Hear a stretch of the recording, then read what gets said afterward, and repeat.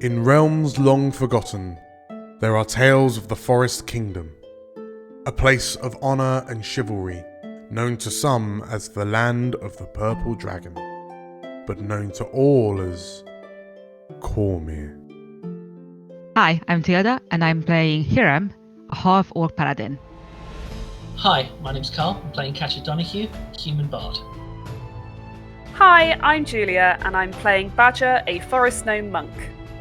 Hi, my name is Anton, and I play Balthazar, a Warforged Cleric of Azuth. Hi, my name is Al, and I'm playing Slate, a changeling druid. Hi, I'm Matt, and I'm playing Zombo, who is a halfling rogue/warlock. And my name is Dan. I shall be the dungeon master on this adventure.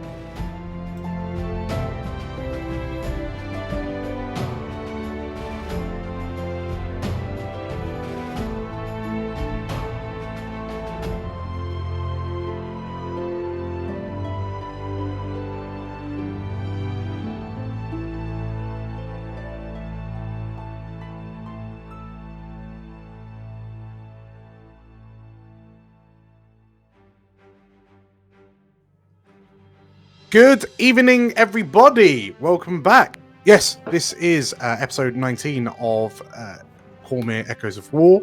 Last session got a bit dicey, didn't it? Don't know what we're talking about. It was fine. A bit. No, it was easy. We did roll a few dice, that's correct. The Warhounds successfully managed to make it out of Walloon, mostly in one piece.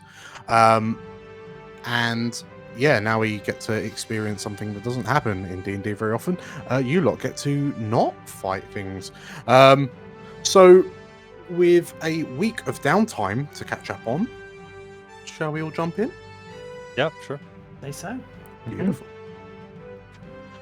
Adventuring can be a taxing and demanding profession.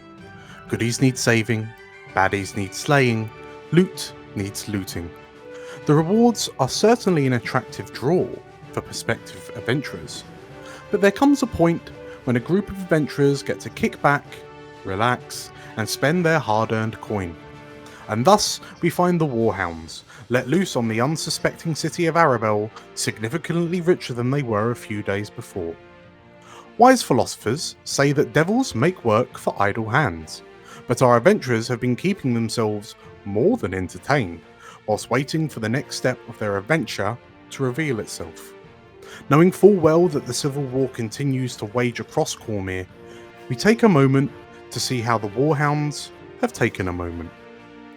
The enemies opposed to Cormyr have been biding their time, and soon the Warhounds will be called to action once again. Yeah, we're not really interested in the Civil War.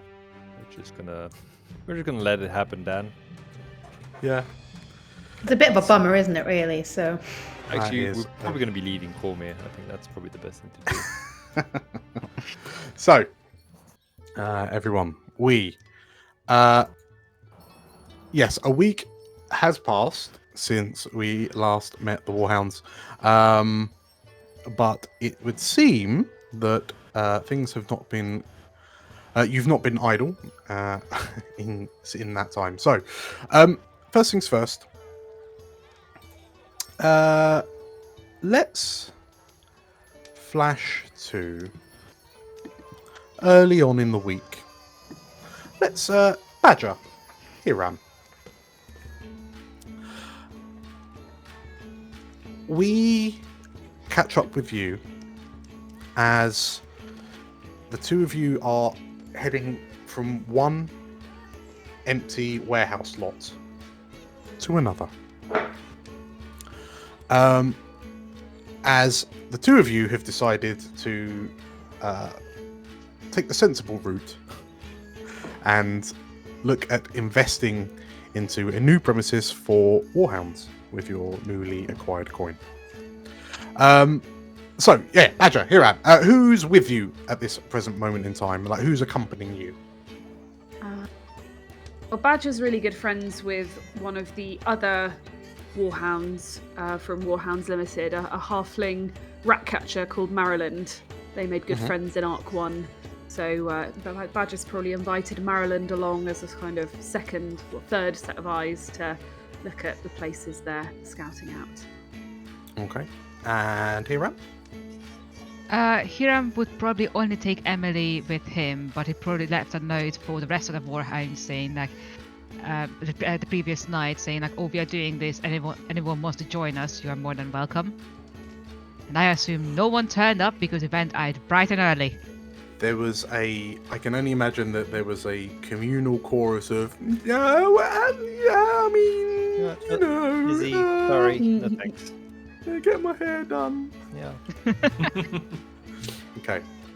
So, yeah, as you're kind of walking through the streets of Arabelle, there's the hustle and bustle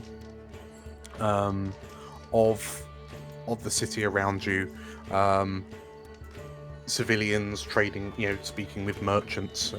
You can hear groups of slightly more upper class individuals gossiping about the latest gossip. And as you go, Hiram, you hear like a little voice pipes up from down near your knees. And the brown-haired halfling, Maryland Bottomhill, who used to be Warhound Limited's resident rat catcher, she is kind of like rolling a shoulder out and sort of like tightening the straps on her shoulder pad as she says, it just seemed a bit cramped, I mean, you're all rich now, so maybe we can afford somewhere bigger? I mean, Rich is pushing it a bit, but yeah. I mean, there's not that many of us. We don't need that big a space. And she looks at you and she kind of like she raises her eyebrows. She gives you a bit of an incredulous look, and you hear Emily kind of snigger. And as you kind of look around, you notice that Maryland is holding one of the platinum coins that you were paid by Varaxis that she's kind of pulled out of your coin purse. And she's like, "Not rich, are you?" she says as she works the coin between her fingers before blink, plonking it back in your coin purse. Right, perspective, yeah. So we are somewhat rich. Maybe we shouldn't be looking at warehouses. I mean, it makes sense in the sense that they're big empty spaces, but maybe we can find somewhere that's a bit more comfortable. So you're making it out onto the main street, and sort of like to your right, up the street, you can see the lady's house, which is the large temple to Tymora, like the main center of Tymoran worship in Cormyr. And you see Maryland's eyes kind of float down the street to the temple, and then she studies the temple for a moment, and then We are not buying the slightly temple. shakes her head. And then she's like, all right. And then her eyes wander, and you see them kind of fall on the citadel, which is like Arabelle's house of governance. And then she kind of gives you a. We also definitely can't afford that. I don't think it's for sale. Well, I mean, everything I'm is sure for sale if you have enough money, but that's definitely not something we can afford. Marilyn clicks and points up at Hiram as he says that. And the halfling kind of claps you on the back, Badger, and you need to think bigger, like a true Arabellan. Money talks, Badger. Money talks. Okay, It's so a that's good- my advice, but sorry. You go ahead, Tilda. No, just you do need to think bigger in a sense of you need bigger space, but also something with actual rooms. Some Agreed. existing furniture also would be nice. Marilyn thinks and like looks at the parchment that she's got with a list of addresses, and she kind of puffs her cheeks out and, well, I don't think the next place is going to be any good either then, she says. Why can't we just fix up the old place? I mean, that's actually not a bad idea. The roof fell in. It's ash. What are we Yes, rebuilding? we do have the foundation still there. Okay. It would need some work. It would take some time, but I suppose it could be done if that's what we want to do. However, how would you all feel about a bit of a detour? Okay. Where are we going? So Hiram would want to go to the Silver Sword Estate to ask ask whoever is left behind if they know any good places that we could potentially buy. I thought you were going to say we were going to seize the Silver Sword Estate. I for did the think Warhounds about that, I'm not going to HQ. lie. But that's I really did good think idea about it, to but ask I'm not them. sure if the family would approve of that. Okay. Okay, not to worry. So, in which case, I mean, Marilyn's game. So as you kind of head up towards the Silver Sword Estate, it's effectively like the Arabellan holiday home, right? So it's nowhere near as grandiose as the Silver Sword Estate back in Suzail. However, when you get there, you can see that it's operating on skeleton staff.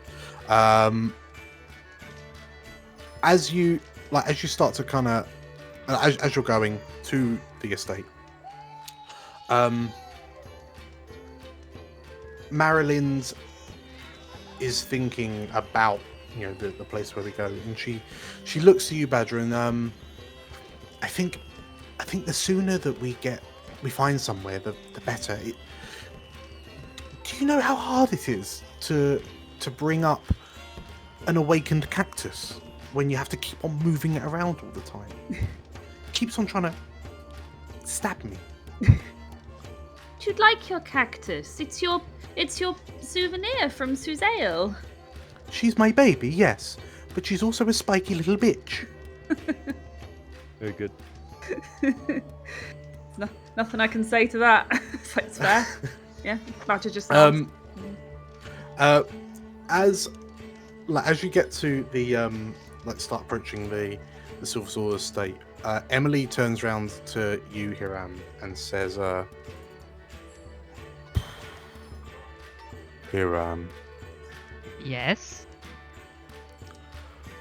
can I go and you see her stopping. You see her stop talking. She thinks for a moment. Can I go and play? Play what? She pulls a face like she wasn't expecting you to answer with that answer. And you see her look around. Rocks? Okay, I need you to wait. Isn't rocks the one when you are throwing at someone and the more you hit them, the more points you get? Yes. Okay, that game is for Balthazar only because he can't feel it. So I'm gonna go with a no. Then no. No, not that. It's a different game. How about What about sticks? How about, and I give her and pull out a gold from my bag. Say, how about you go and get something sweet for everyone, including yourself, and meet us at the estate. Okay. I'm only giving this to you if you promise that you are not going to hurt anyone. And by hurt, I mean no hitting, no throwing, definitely no arrows, no kicking, no biting. Tabbing. So, no playing then. It's the deal. Take it or leave it. Okay, she says. She holds her hand out. She sticks her hand out. Marilyn looks to Emily with this kind of face. Looks up to you, Hiram, and says, "I'll keep her safe." Thank you. Maybe. Don't let her bite you. Marilyn smiles and, luckily, I can run faster than her. That's probably true. And yeah, you hand over the money to Emily, and Emily kind of looks at Marilyn, looks at this halfling, sizes her up, and okay then, she says, and the two of them wander off. And before they are too far away, I'm gonna shout after her. Oh, don't get any licorice. Get something nice. Emily stops, looks over her shoulder, and there's this devilish grin, like a smirk, on her face. And then, yeah, Marilyn kind of pulls her away into the crowd. But yes, you find yourself stood outside the Silver Sword estate. And yeah, as I say, it's operating on skeleton staff, so there's no kind of ground security or anything like that.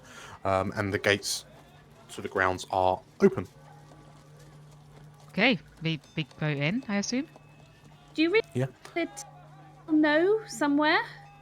Do you have connections, I suppose? I mean, this is my connection. I don't know the city that well, but the steward who looks after the house, or the estate while we are away, knows the area quite well. So I am hoping that if there's something for sale, he would know about it. Okay then. Okay.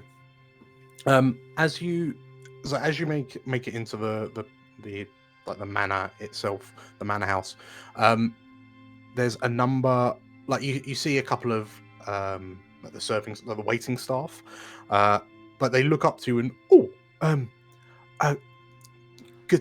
good morning, Master Silversword, and they say, and they all kind of quickly gather up into a line in the hallway and kind of bow to you, and sort of like one of them's holding a feather dust and kind of hides it behind her back as they and then you see like one's kind of trying to clean his boot, like his shoe on the back of his trouser leg in a hurry. We weren't expecting you, Master Silversword. Oh, I'm sorry to disturb you. Just don't mind me. I'm only here to see the steward if I can. Oh, yes, of course. He's just out back, actually, in the botanical gardens. Do you want to?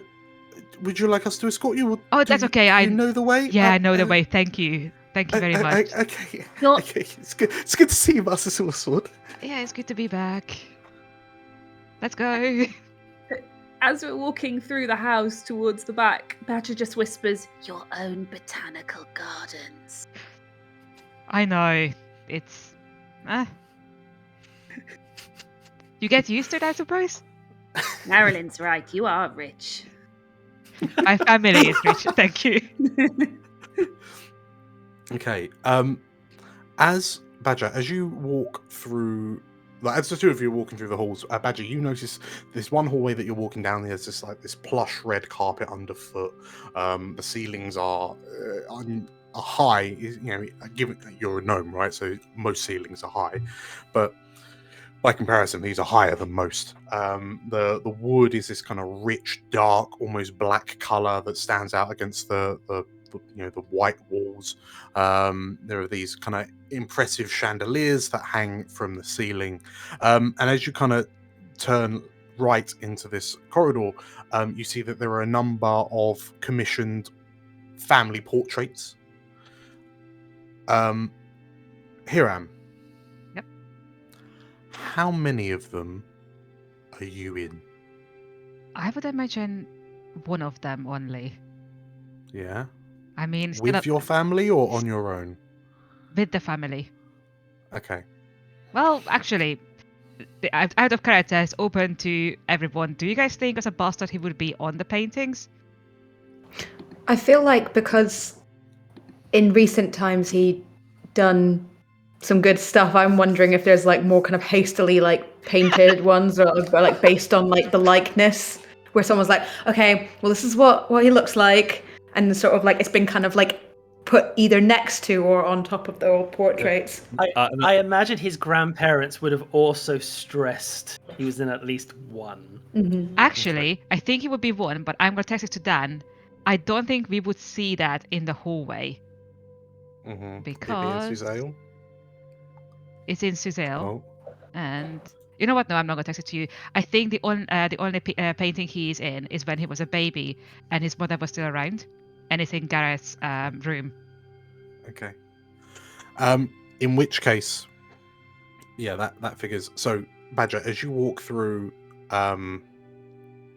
you notice that all the paintings of the silver swords. Like there are silver swords that you haven't met before, right? And you can tell from the paint that these are older paintings.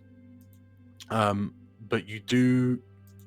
There is a painting of the current silver swords, the one you have met, Hiram's grandfather, his grandmother, and Hiram is not present in the painting. Only his two half siblings, and his father Gareth, who stands between Jemima and Gavin, like his two children, and he's got this kind of like privileged sneer on his face. But yeah, you notice Hiram is not to be seen. What? Were you away when this one was painted? Actually, I was at the academy. Oh. It's a shame. You'd have thought they could wait for you to get back. Oh, I'm not allowed to be on the paintings. Well, not allowed. It's not the thing to do. Because that's the Silver Sword family, and while I have the name, you know I'm not an acknowledged Silver Sword. Lawfully speaking. That seems very, very poor from a family perspective. It's a very strange way to categorize family as legitimate or not legitimate. I mean, I don't know. You'd never have that in Semberholm. Yeah, I mean, it is just a painting. That's true. Yeah, I want to say that I got all the love I could get, but you have met my father. Yeah, but my grandparents were always lovely, so no complaints. And I had my own botanical gardens. Speaking of, you emerge from the corridor into said botanical gardens, and over by the fountain that's got a statuette of a fish.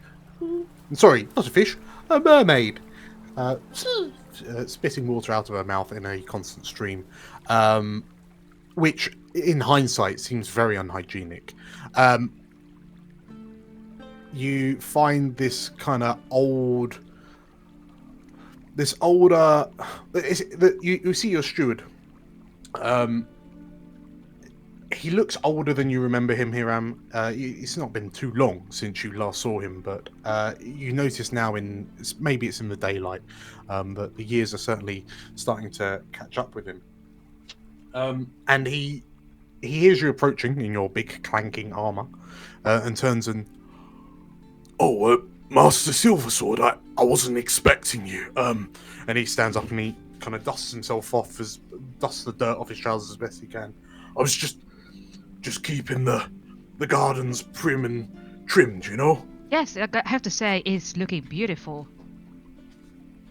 I'm sorry for dropping on you without any forward warning. I just had, myself and my colleague Badger, we had a question for you, if you have a second. What? Of course, Master Silversword. But please, take a seat in the pavilion. I'll bring some drinks over to you, and then we can have a chat. Okay, thank you. And he nods and he kind of hurries off, towards the house proper. Always feel bad when he wants to make the drinks and everything himself. I offered him once to help him. He looked so affronted. Yeah. This is a beautiful garden. It is. My stepmother loved it. So as you sit and kind of take in the sights, you can hear the hubbub of Arabelle just kind of off in the distance over the walls of the estate. So Herman, the steward, has, true to his word, he's done a pretty good job with maintaining the gardens. You can hear like a number of wildlife kind of prancing about and kind of making do. And in this moment, you realise that the two of you are completely alone with nothing but each other's thoughts. What do you do? Right, actually, Badger, there was something I wanted to talk to you about, if it's okay.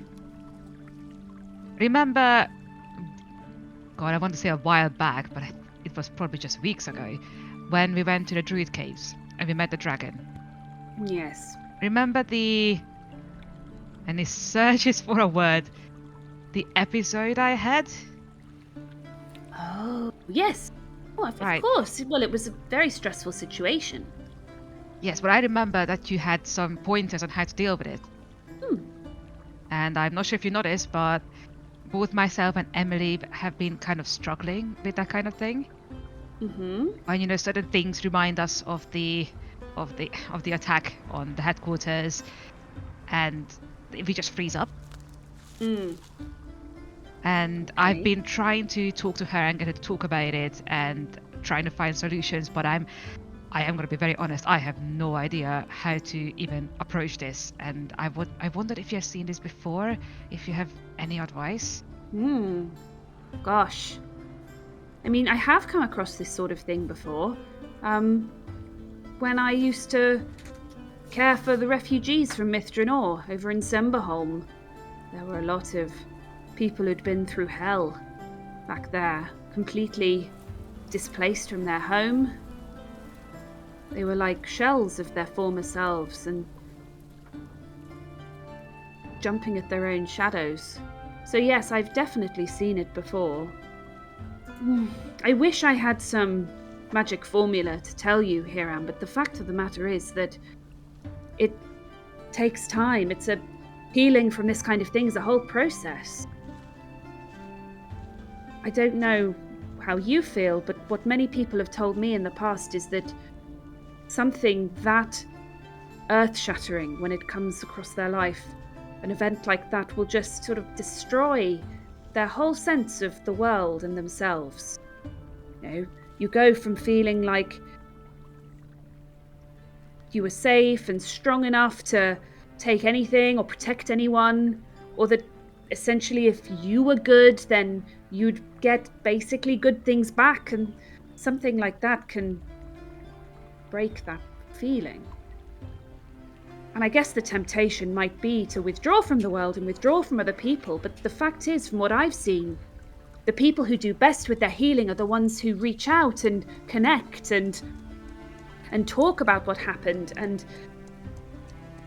they live their lives fully and they rewrite the story.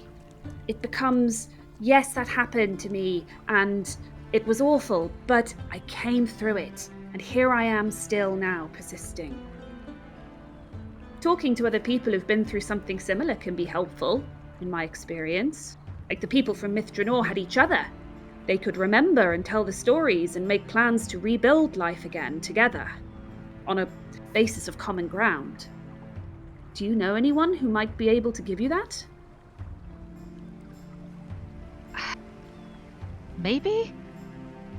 I mean, I know someone who has something similar, although instead of fire it's water. I'm not sure how willing they would be to talk. Who's about that? things like this.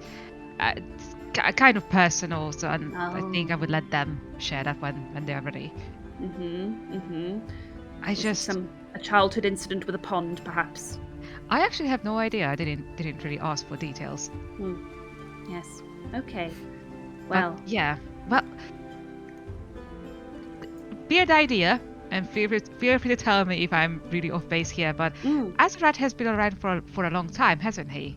Yes. Yes, he has. Does he have experience in this? Badger, as Hiram asks you this, and you're looking at Hiram, you instinctively look down to your right arm and notice that you don't have a glowing tattoo on it. I look around automatically to find out where Azarad is. And as you look kind of off to the side, you see that Azrad has manifested himself and is just kind of staring at the point that the fountain stream hits the surface of the water. And he just seems to be quietly lost in the moment. Well, why don't you ask him yourself? Oh. Right, I forgot he could do that. Okay. Right, just 1 second. And Hiram very awkwardly stands up and approaches the fountain. When he's close enough, he actually clears his throat, see if he can get Azarat's attention.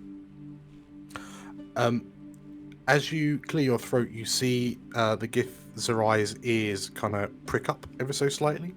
And like the head, he's got his back to you, but his head tilts kind of ever so slightly towards you. Master Silver Sword. Can you please not call me that? The Gith Zarai turns to face you kind of front on. What would you prefer me to call you? Hiram has worked perfectly fine up to this point. Very well. Hiram.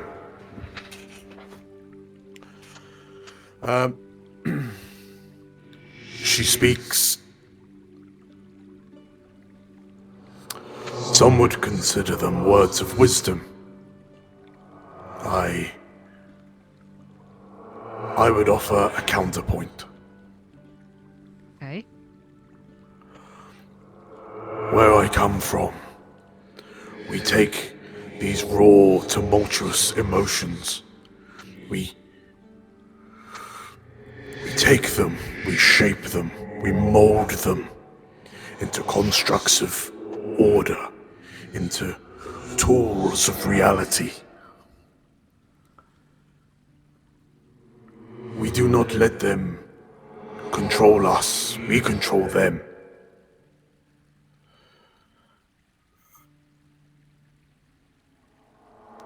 I have found that sharing my emotions has only resulted in creating turmoil and chaos for those around me.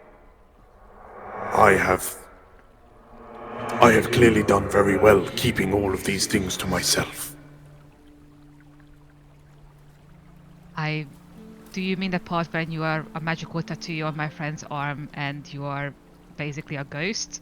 Or do you mean when you are not that easily angered? Wait, no. Azarad, like, you see his eyebrows flicker at you, and he... I will admit there have been some missteps on my journey. And he kind of tilts his head up, and... I suppose when I met my untimely end, it was only through connecting with someone else that I was offered any path with which my life could continue.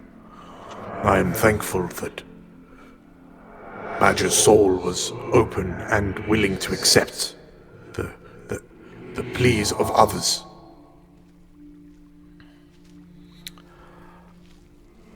If I had realized the error of my ways before my final moments, perhaps I would have made a more structured plan. Okay. Thank you for your insight. I'm going to be honest here. I think I prefer Badger's approach. I don't want Emily to feel like she can't talk about things. I don't want her to be bitter and angry. I don't want her to look at her feelings and think that they need to be of any particular purpose, apart from, feeling them. Azarad nods. The young one, she has been through a lot. Yes. You would do well to ensure that she has a grasp on these compulsions, these negative emotions before they consume her. Yeah. I mean, that's 70% of why I'm asking, because on my own I could probably find a solution just for myself, but Emily is my charge. I can't just wing it. She already died under my watch. I don't want to make it any worse if I can. Azrad nods. In terms of a guardian, apart from that one unfortunate incident, you have been there for her every step of the way. Much like how in the Githzerai monasteries we banded together to protect one another. The bonds of kinship between you and your squire, I feel they will be one of the most important things for her in the coming future. Do you know the difference between the Githzerai and the Githyanki? Nope. When the Githyanki are born, when they are birthed from the eggs, they awaken to find themselves in a clutch somewhere on the material plane.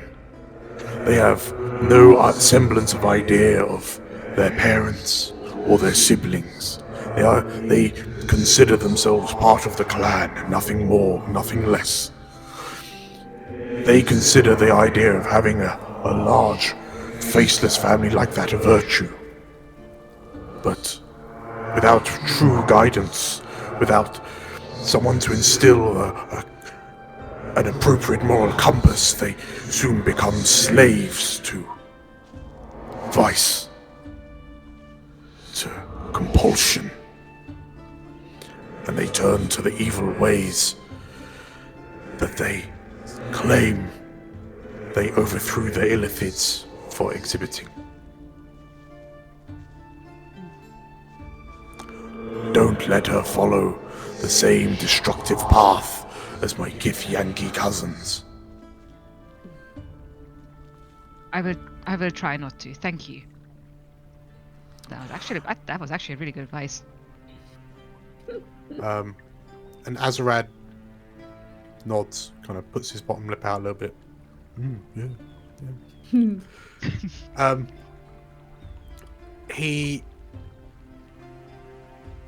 He kind of looks to you, Badger, and like you see, there's this flicker of concern and sadness that ripples across his face, and he kind of locks eyes with you, and the look in his eyes is the same that he had probably, well, I think it was actually last night, the previous night when he apologized to you for freezing up.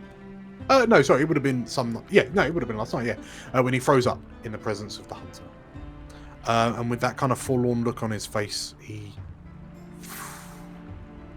fades away, and you watch as a tattoo reignites up your arm. Say sensible things sometimes. Yeah. Yeah, he does.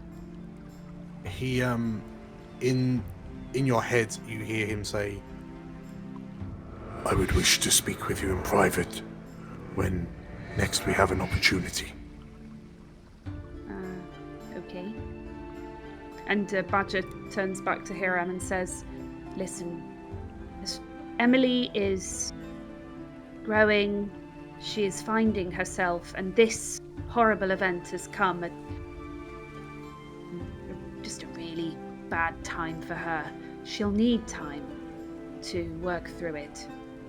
Just be there for her. Just like Azrad said, that's all you can do. When she's ready to talk to you, she will.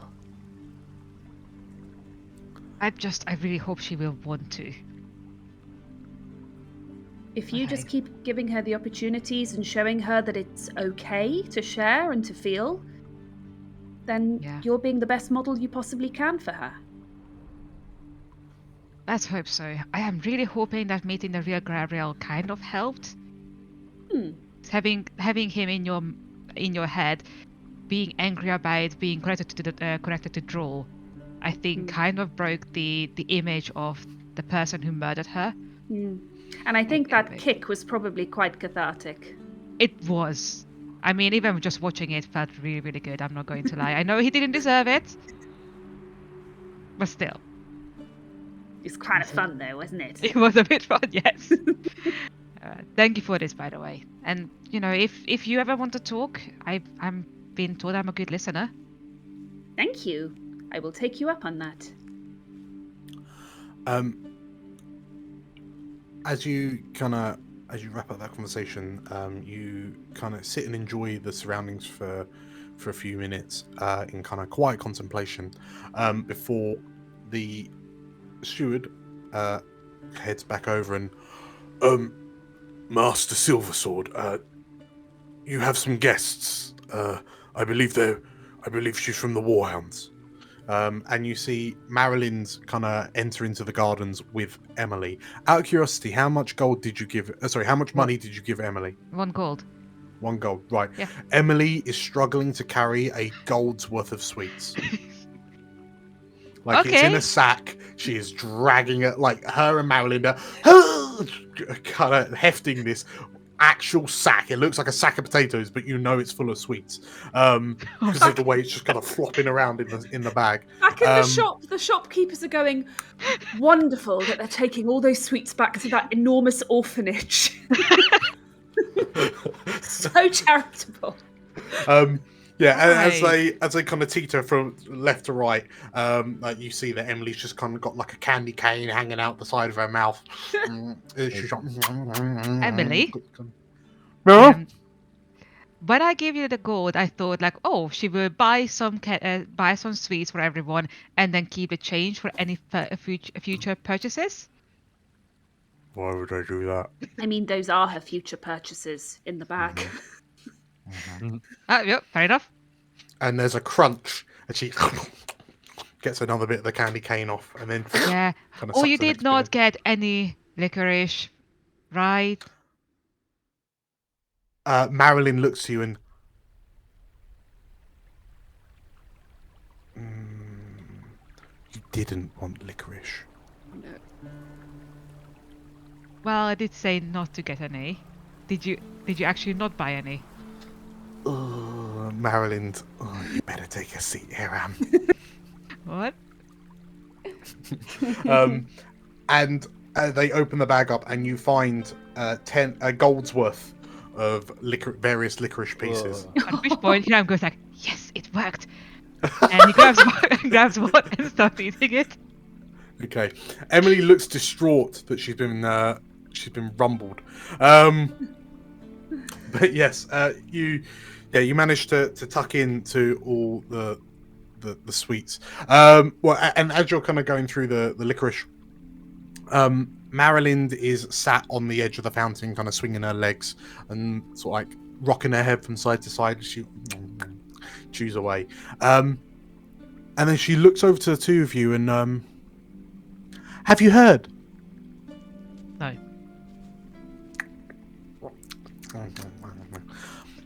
Aradel's retiring. What? What? Wait, what? It seems Warhound Limited's gonna need a new boss soon. How was this not the first piece of information you have given to us when we met up? Well, I mean, I was kind of distracted by all of the platinum that you have. And the halfling kind of rolls her eyes like, This is amazing. Who do you think's going to become the leader? Do you think it will be an in-house post, or do you think they'll hire in from outside? Oh no, imagine the hiring process. Remember our interviews? Jeez. I don't want to. That was a long day. But somewhere in the city, Balthazar and Zumbo, you feel your ears burning. But we got some very, very good candidates out of it, didn't we? We did. It's true. Neither of Well, your one of ears are them was burning. not exactly a candidate, was it? No, I guess not. Yeah, Marilyn kind of thinks about it, and she said that she's cracking on a bit, and with everything that's happening and the war, and she just doesn't feel like her heart's in it anymore. So yeah, she's gonna retire down. I think she's found a toy boy. Oh god, I did not want to know that. What? She, like Marilyn's, like this little halfling giggles, and she may be old, but she's still got some fight in her. Right. Wonderful. How young is this lover? And she, like, you see Marilyn kind of thinking about it, and I mean, he's got facial hair, if that counts. That's a relief. Yes. Wait, is it anyone we know? Maybe. I've not met him. She's not telling us his name, so.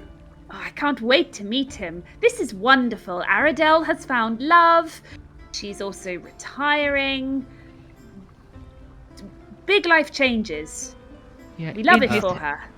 In his head, Hiram is thinking, "Oh my god, I hope it's not Frederick." Don't be silly, Hiram. God. There's no way it's Frederick. That would be a twist.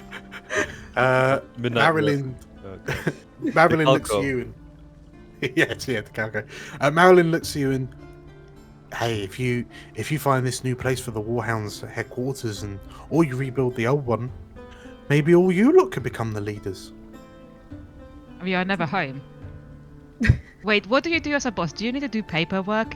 Do you actually need to be put? Marilyn thinks, I think all Aradel actually does is count money and drink wine. Sounds amazing. I know someone who would definitely love that. If she's not too busy being queen. She's not queen. Wait, are we talking about the same person? I'm talking about Ameline. Who are you talking about? I was thinking about Chiron, but yes. Any form of slate would love that. Yeah. So yeah, Marilyn giggles and kind of sighs wistfully as she chucks in another piece of licorice. And yeah, is there any last things you two want to talk about before we pan away? Not for me. Not for me, unless you wanted to do the chat with Azarad now, or we could do it another time. Azarad, given that everyone's here and that you're talking, Azarad decides he kind of lurks towards the back of your mind. Yeah, okay, fair enough. Out of sight, if you will. Yeah. So, okay, so as the four of you tuck in, the steward, you know, he has a little chat with you about various kind of locations and so on and so forth. He joins you, along with all the serving staff, in eating licorice because you've got quite a lot of it. Thank courtesy of Emily. You notice as she goes, Emily clearly does not enjoy licorice as much as you do. She is grimacing as she forces herself to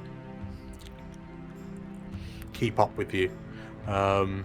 Determined, it seems, not to let slip that this was part of some kind of cruel prank that has horribly backfired. But yes, as we pan away, a few days pass.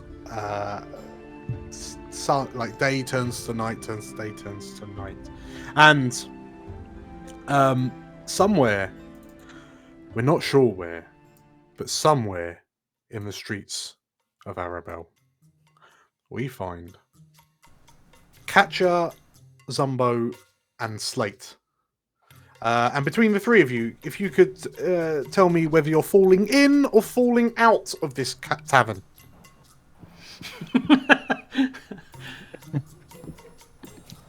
And What's the tavern look like? Yeah, what kind of establishment is it? Which tavern? Yeah, which one is it? Which tavern is it? Let's say it is. Oh, that's his name. Morgan Cormyr.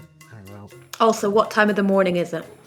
It is like it's gone midnight. Like it's early hours of the morning.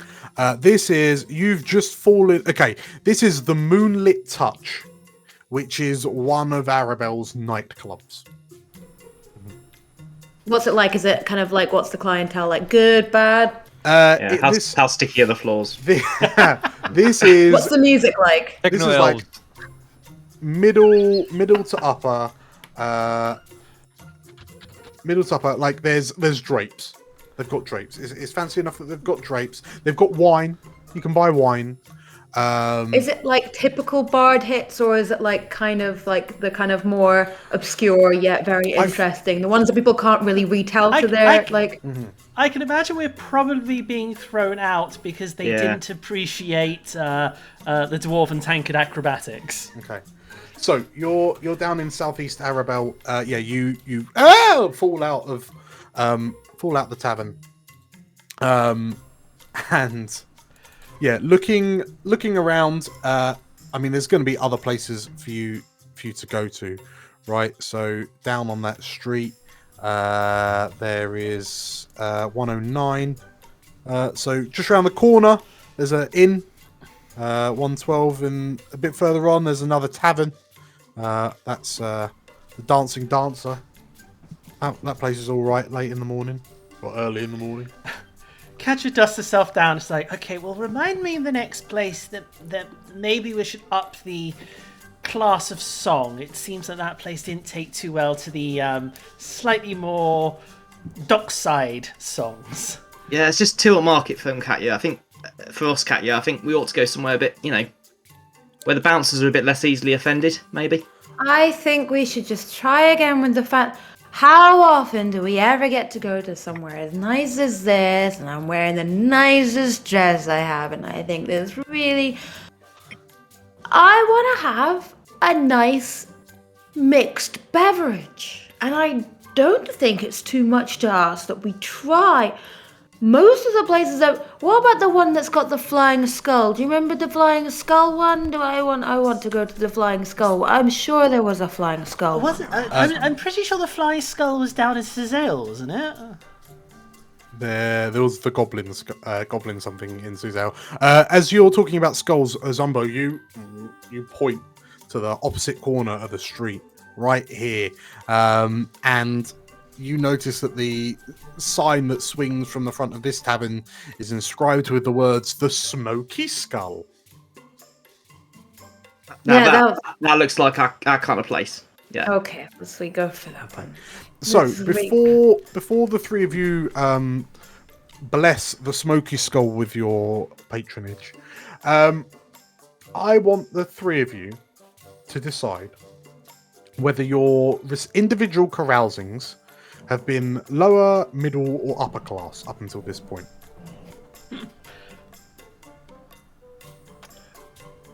Well, so we'll start with Slate.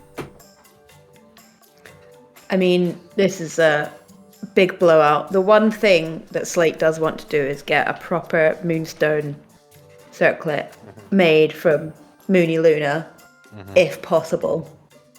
So they want to keep aside probably at least 1,000. They've completely forgotten about the idea of getting a place.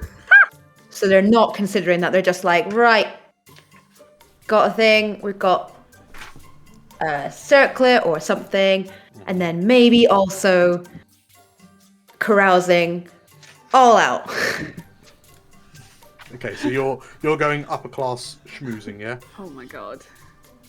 It's how Ameline likes to live, and Ameline's on the way up right now. Yeah, absolutely. Out of character, Elle, were you here for the chat about the exchange rate?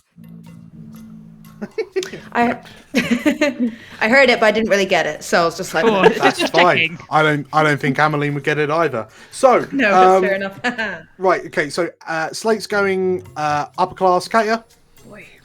Katja's going sort of middle. She's making sure she's coming out to have a buzz, but she's also trying to stay because she's also trying to build up reputation by singing. So she's trying to keep in that middle ground of having some fun, but not blackout drunk by spending all the money. Fun. And Zumbo.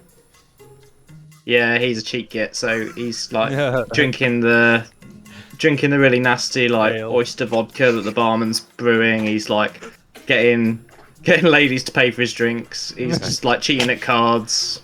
He's going for the proper gullet fire. Amazing. Yeah, the shoe polish stuff. Yeah.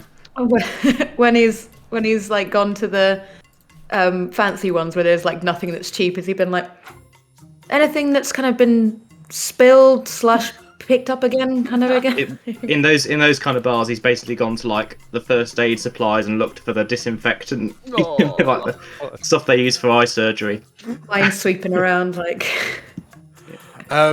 Okay, the three of you, roll me persuasion checks, please. Is this to get in the bar? Sorry? No. This is to see how well your carousing is. What the results of your carousing up until this point. Oh no. Oh no! It's 18. No. Oh. Right. It's actually perfect. I got 22. It's perfectly stacked Yeah. according to how posh your carousing's been. Perfect. Oh my god. Okay. Right. So we also need one of those, and one of those. Oh, Cool, boy. okay. Right. So in terms of your carousing, Slate, with your upper class schmoozing, with which Ameline has perfected her craft, you have met 3 people of interest. Okay, that we are currently nameless, but we can cash them in later. Katya, you have cashed in on 2 contacts from the middle class. Mm-hmm. And Zumbo, you've cashed in on 1. But it's a hostile contact. Yeah, got 2 good guys. So, yeah, on Xanathar. So, as you lot fall into the smoky skull, you can this is like a proper spit and sawdust kind of honky tonk piano in the corner kind of place. Let me do the introductions and let us, I'll make sure that we at least start on a really good footing. Yeah, keep your words small. They don't look like people here are that, just short words. Don't worry, I know how to speak to people of my own stature. I think came we from should these just sort go of in. areas down in Cizale. I think we should just go up to people we like and then say, "Hello, good sir," and then we'll have a great time. That's just how it always works. And sometimes a compliment goes a long way. I'll try to remember that one. And Catch just sort of pushes open the door, strums a note. What's the name? Smoking Skull. Yeah, smoky skull.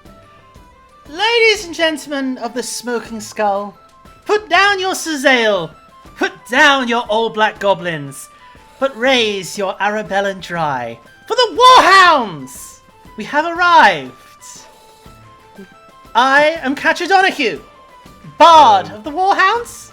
With me is the Lady Amelin, the most fairest and most beautiful of them all. Is Ameline vomiting in a corner? Well, that's a good question, Anton. Katya, as you're giving your speech, I need everyone to roll me a Constitution save. And Zumbo's On the introduction, I want to just go to everyone. 12. Yeah. It looks a lot better in here than I expected it to, and you're probably nicer than you look. Oh, wow. Okay. So, Katya, as you're giving your speech, you're the one that kind of has to pause, and you can see everyone else can see your cheeks puff out and your throat bulge a little bit. The most beautiful and fairest all the land. Excuse me. And this is Zumbo. Zumbo, Captain.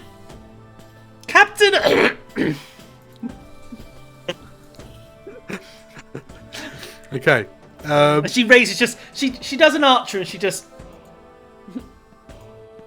I've just realised one other person who would be with you is. Oh, I imagine he's still in the other place just fine. He's up at the bar right now. Who's been giving Drool beer? Oh no, Drool!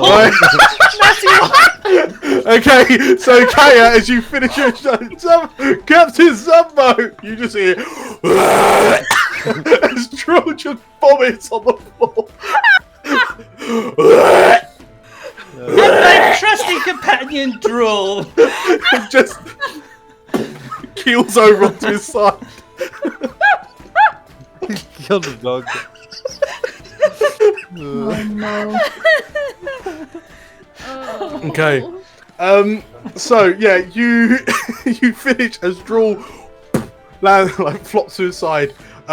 You look up and you see a grand total of 4 pairs of eyes look back to you, including the barkeep. And you hear one voice shout out, "Who the fuck are you?" Well, I'm glad you asked, sir, for I will be answering that question in due course. And I will do an interpretive dance to display how far we've got with our day. And the journey we've done so far, which has actually been longer than a day. Katya turns around, puts her arm over you and down towards you, Zumbo, and she's like, I think we need to do the low-flying cleric. Hang on, what does that mean?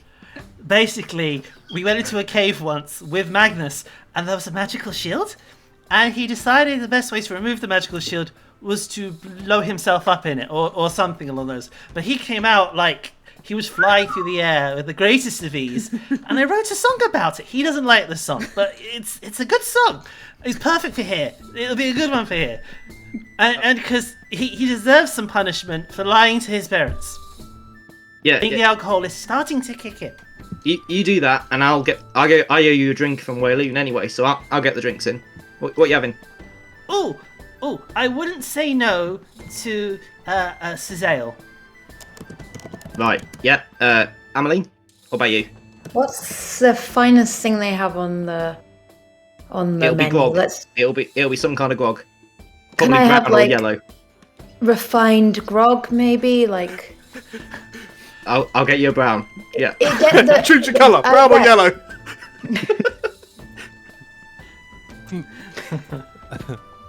Okay. Is Ameline kind of dismissing herself at this point? Like, are you going to go off into a corner and dance, maybe in the lavatories? planning to be there, hype manning, as I promised to. Okay. And possibly also because this is a fire song, and because, it's that kind of night where you think you've got great ideas, but you don't necessarily have the best ideas. Probably gonna see if I can make it more effective with some pyrotechnics. Wait, burning down taverns was my thing. Well, I'm adding to the... I'll still blame it on...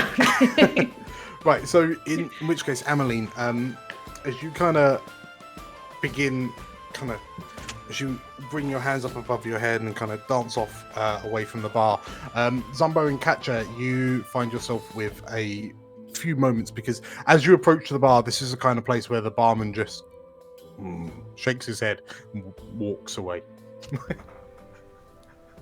He leaves just the two of you at the bar. Do we just serve ourselves? Yeah, I'll just reach behind the bar for a bottle or something and just smash the top off on the counter. Oh wow.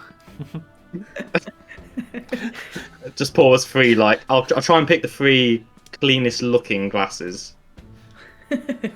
And I understand that's going to be relative here, but yeah, just if I can't see anyone actively spitting in them, I'll take those ones. Okay. So with a chance, is there anything Zumbo and Katya would like to have a quick chat about whilst Slate is dancing with the pixies over in the corner? At least wait till I've started the music. Oh, let her be. She looks like she's having fun. I think she's got a music all her own, to be honest, Katya. Not sure she needs us tonight. Dancing to the beat of her own drum, yes. Yeah. You notice that I can only imagine Slate has cast a minor version of Moonbeam and is kind of turning it on and off. And Yes, amazing. Moving Mooney through it to like refract it and get the different, a little bit of red, a little bit of green. Yes, sorry. Beg your pardon. So, yeah, how are you? That was quite something down in the vaults, wasn't it? You doing okay? As well as I could be, I suppose. I mean, that was probably the worst, well, apart from the dragons, the second worst thing we've ever been in, but I'm glad we made it out, and I think we partially have Selune to thank for that. And she sort of pats the moon sword at her side, and it's like, it's never glown that brightly. Yeah, that little trinket was a real help. Where'd you find it? Funny enough, the song that I'll hopefully be singing tonight, The Flying Cleric, around the same time as that. I mean, it was kept on the party for a while before I eventually took it myself. They felt I needed something more protective, and she pulls out the 2 daggers that she owns, and it's like, these are all I had for the longest time. My mother's dagger, and one that I stole this from that guy we met down in the Stagstead, the tattooed guy. Yeah, I remember him. Yeah. Mm. Yeah. Yeah, I'm not normally. I like to keep sort of boundaries between captain and crew. Keep it professional. And as he's saying, this is like swaying on the stool, just like. but tonight, I needed to talk to someone about the vaults. I ain't never been that. Well, maybe once. But I only been that scared once. I really thought we were going to die down there. And no one would ever know, would they? We'd just disappear. Poof. Like that. Yeah. I mean, you're right. If anything happened to us, who would have known? That would have been the end. Yeah, and you, it's all right for you guys. You've got all these songs and stories and the like, and if you lot all pop your clogs tomorrow, people will still be singing the Ballad of the Warhounds for months, years after you're gone. But I ain't got nothing like that, Katya. When I'm gone, I'm gone. And yeah, that's all I could think about when we was down there, is that no one will ever know my story.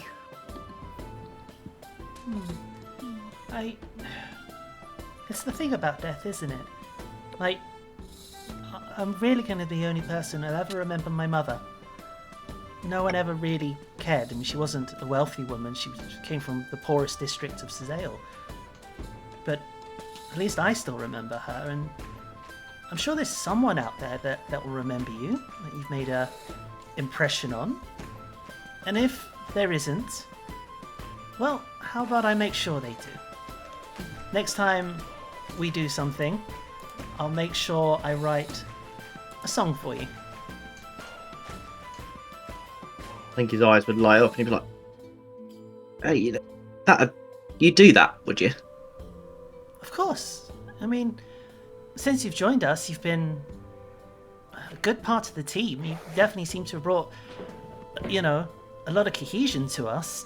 You're making us think of ourselves as a crew, and treating us as your crew.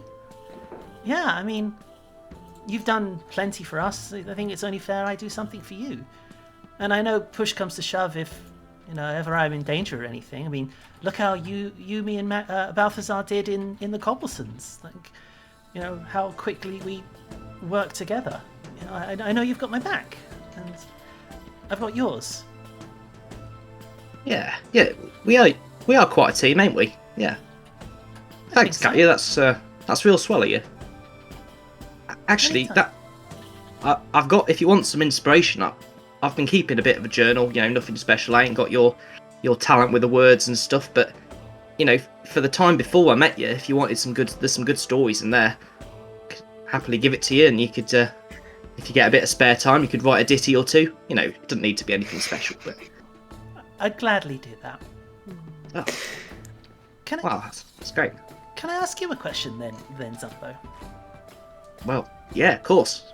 I mean, you do say that you are very close person. I was for a long time too. I kept a lot of secrets from the rest of these people. I mean, until it all basically bubbled up at the Dragons Riders Club. I'm sure you heard it burnt down in Cezale, but it's because I didn't let other people in. But what did happen to you and your crew? I guess it'll go a bit pale and kind of is probably glancing at Betty, who's sat with 8 shot glasses in front of her, just like. You watch as Betty lines there. There's 8 shot glasses in front of her. On one tentacle, there are the remnants of a line of salt, and there's a half suckered lime nearby. Easy. I ain't paying for that, you know. He'll turn back to Katya and, yeah, I suppose I probably should, probably only fair, as you're my new crew, you ought to know what you're getting into. Well, I told you that at my interview, I think, that we was attacked by a group of blue dragons. Did I mention that? I think you did, yes. Yeah, well, of course, you know blue dragons, they can't bleed and fight fair, can they? They brought along this, well, I don't know what it was. Looked a bit like her, I suppose, but much bigger, obviously. Katya looks to Betty and then... Like, much, much bigger. I mean, in stories there are creatures, but they're just stories. Yeah, well, that story ate my bleeding crew, didn't it?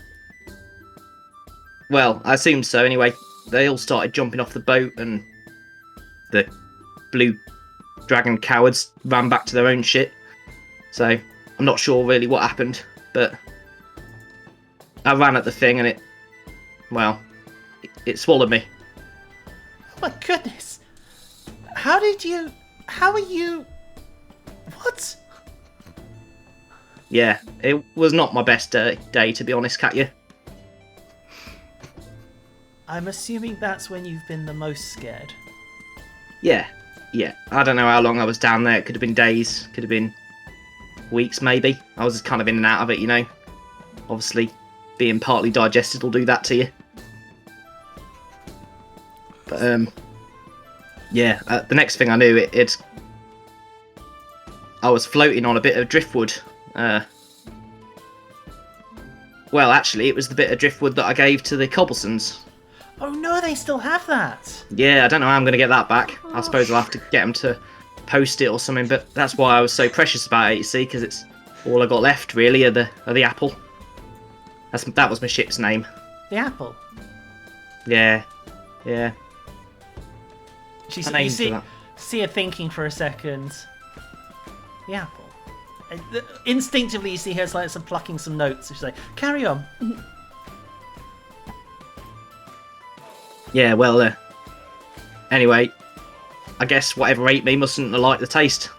So, let me go, but I washed up on a beach with this bit of wood and spent a couple of weeks recovering. I'd obviously one leg less than I was used to, and half blind, covered in burns, you know.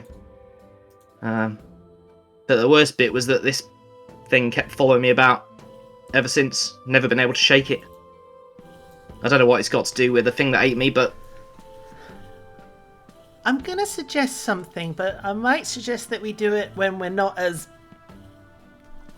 inebriated. Would you let, like, I did it with Renna.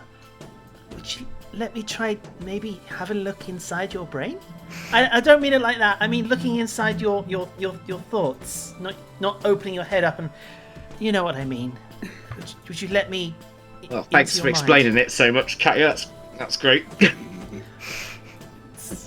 Yeah, I guess you've already seen the worst there is to see, haven't you? Spent a couple of hours in all of our heads, so. Yeah, I mean your heads are nothing compared to some of the people I grew up with, so.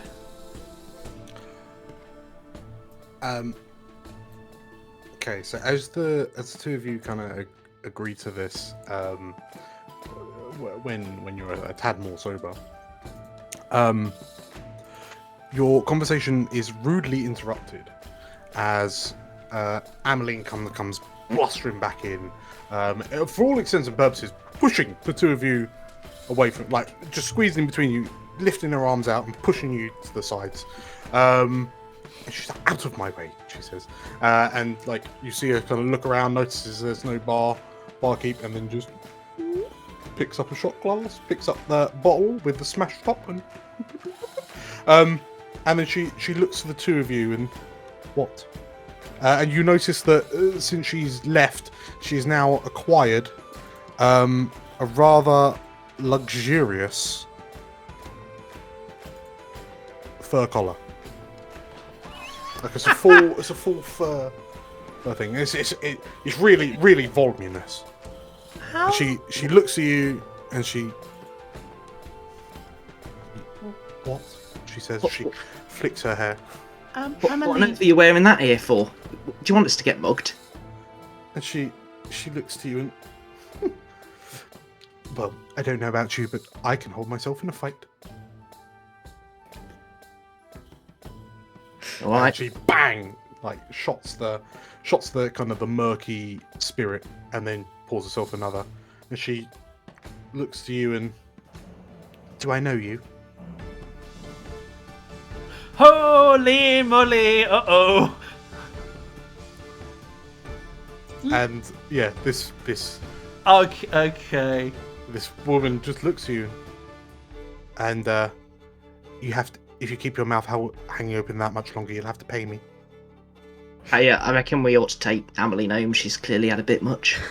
Catcher sort of looks to Ameline a second, and as well as she can in her drunken state. She's looking down at you with this. Catcher just face. peers into her mind, just on the surface level. And the thought you hear in her head is, ugh, orphans. Wow. Catcher at that point telepathically to Zumbo, but in a drunken state can't quite control her volume. That's not our Ameline! Well, Katya, I thought we were going to do it when we were more sober. Sorry. Zumbo, the telepathic communication kind of rocks you a little bit, and as you stumble on one foot, you see past Ameline, and on her side, by the door next to Drool, is Ameline. Oh no. Ah. Without a fur collar, like a fur shawl. Madam, I'm so... And Catcher's gesturing Zumbo, because I guess she can kind of see it as well, like, quickly. Madam, I did not mean offence. Obviously quite a... And she sort of just stares at her, trying to sort of think of how to diplomatically say it. You are very striking, madam. You just taken me back is all. And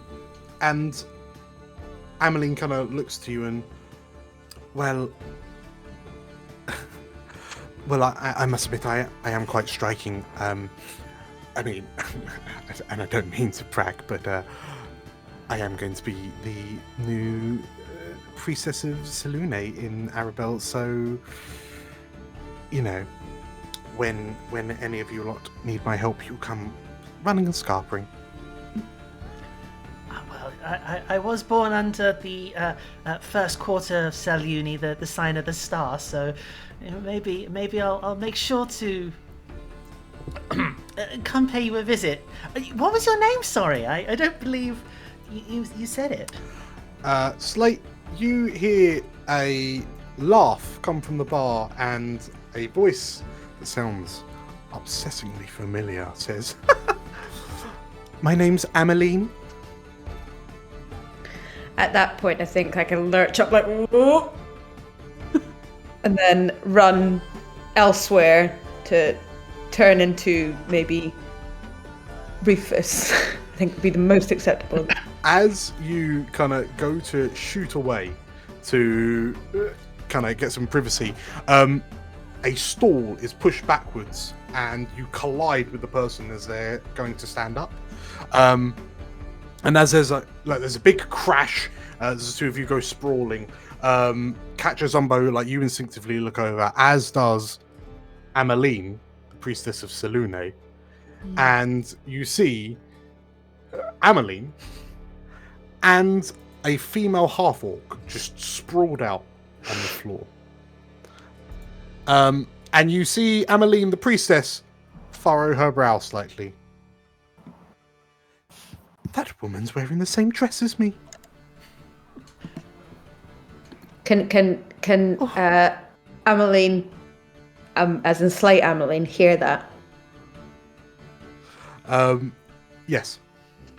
I'd probably be like, I think it's probably a little bit nicer than yours, just because, you know, I don't have to dress it with a fur, but it's fine. Okay. As you say that, like the half-orc that you collided with, she's kind of groaning and making grumpy noises as she pulls herself up and she turns and, "Watch where you're going," she says. And as she stands up, Zumbo, there's almost like a shock as a memory flies through your head, and it's a voice you recognize.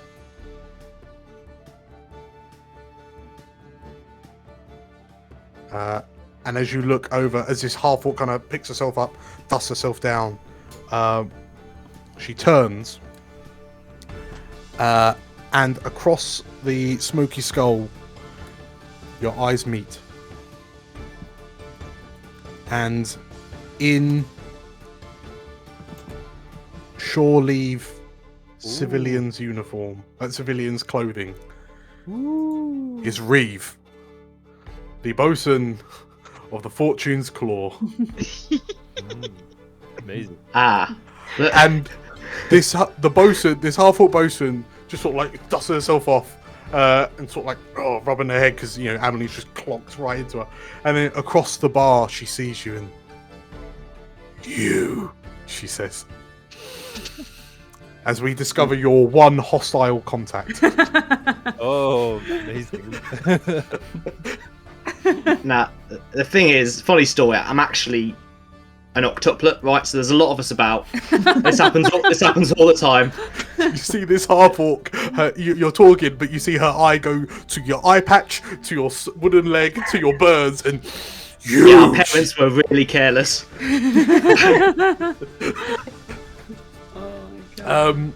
And shit, yeah. Reeve stomps over to you, and you realize it's clearly she's not on duty, right? Like she's in Arabelle for a start. And she looks you up and down, and I should have you arrested. Me? You owe me a ship. You were consorting with Krakens! That was your beastie. Why would an upstanding blue dragon of Cormyr consort with Krakens, you pleb? So Catcher sits there and goes, I'm sorry, Krakens are real? Quiet, Katya, we'll talk about this later. And she looks around and like seeing she looks to you and is this your what is this? She says as she looks from Katya to Amaline to you. What kind of sordid activities are you up to? I'll have you know this is my crew. Well, my new crew, given what you did to my last ones. Well, if you weren't so stupid to attack a chartered vessel of Cormyr, then we wouldn't have had to retaliate. Not that it mattered, given that you were dealing with dark magics. Dark magic, honestly. The cheek of this woman. And how? She pauses for a moment. I saw you get eaten. Yeah, I got better. Anyway, don't change the subject. Where are you keeping it? It's not here, is it? Keeping what? You insufferable little twit. You great squiggly beast. Don't play dumb. I know it's around here somewhere. And he's like looking at the. You genuinely think that Kraken was ours? Well, I know you wouldn't dare take on Zombo Marifat without it. Bunch of cowards. This half-orc is beginning to, like, you can see the colour rising in her cheeks as she gets more and more irate with you.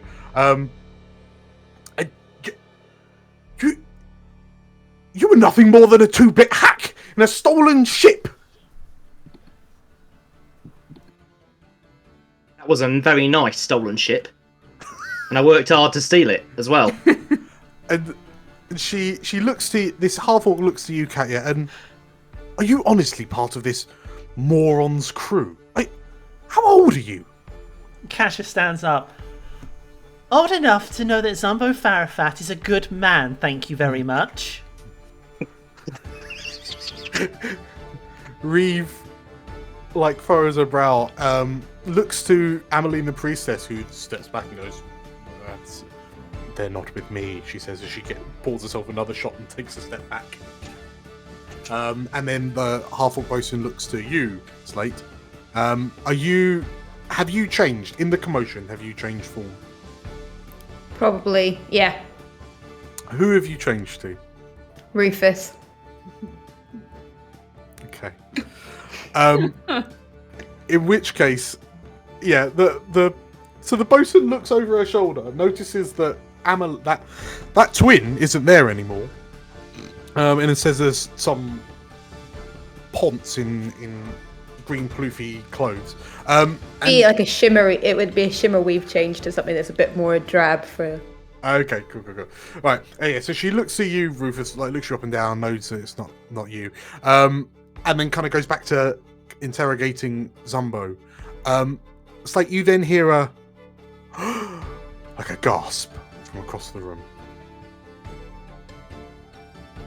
and as you look up across the room, you see Ameline.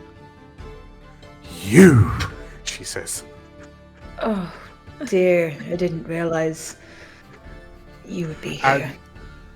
And Zumbo, Katya, you watch as Ameline the priestess, in a shocking speed, crosses the bar and just slaps Rufus across the cheek, leaving this massive glowing red handprint. What did I do? Honestly. You said you'd write! Shouts Ameline. I wrote as many times as I needed to. You said we were going to get married! Roland, why did you run away from me? Well, got bored. Oh, not cool! But look at you. You seem to be doing very well. I mean, the Zeluni gig is something.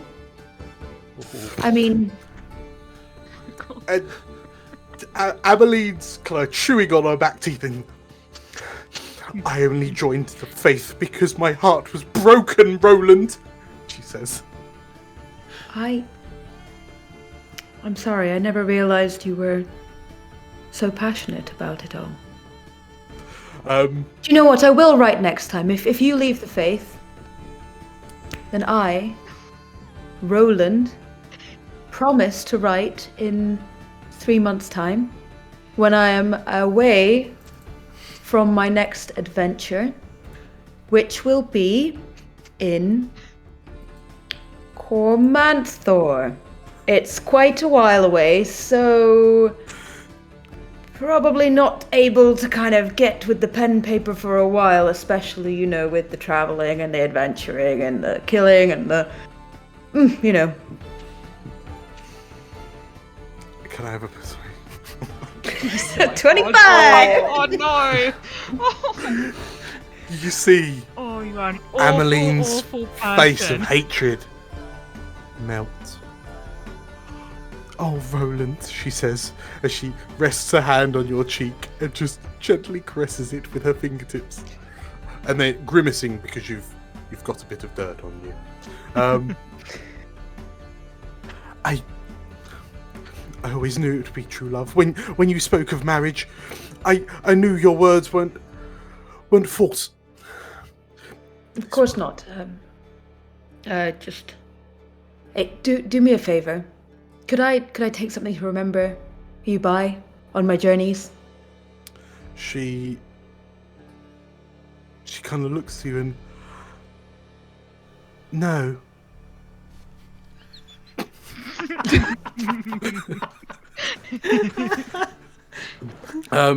But she holds your hands and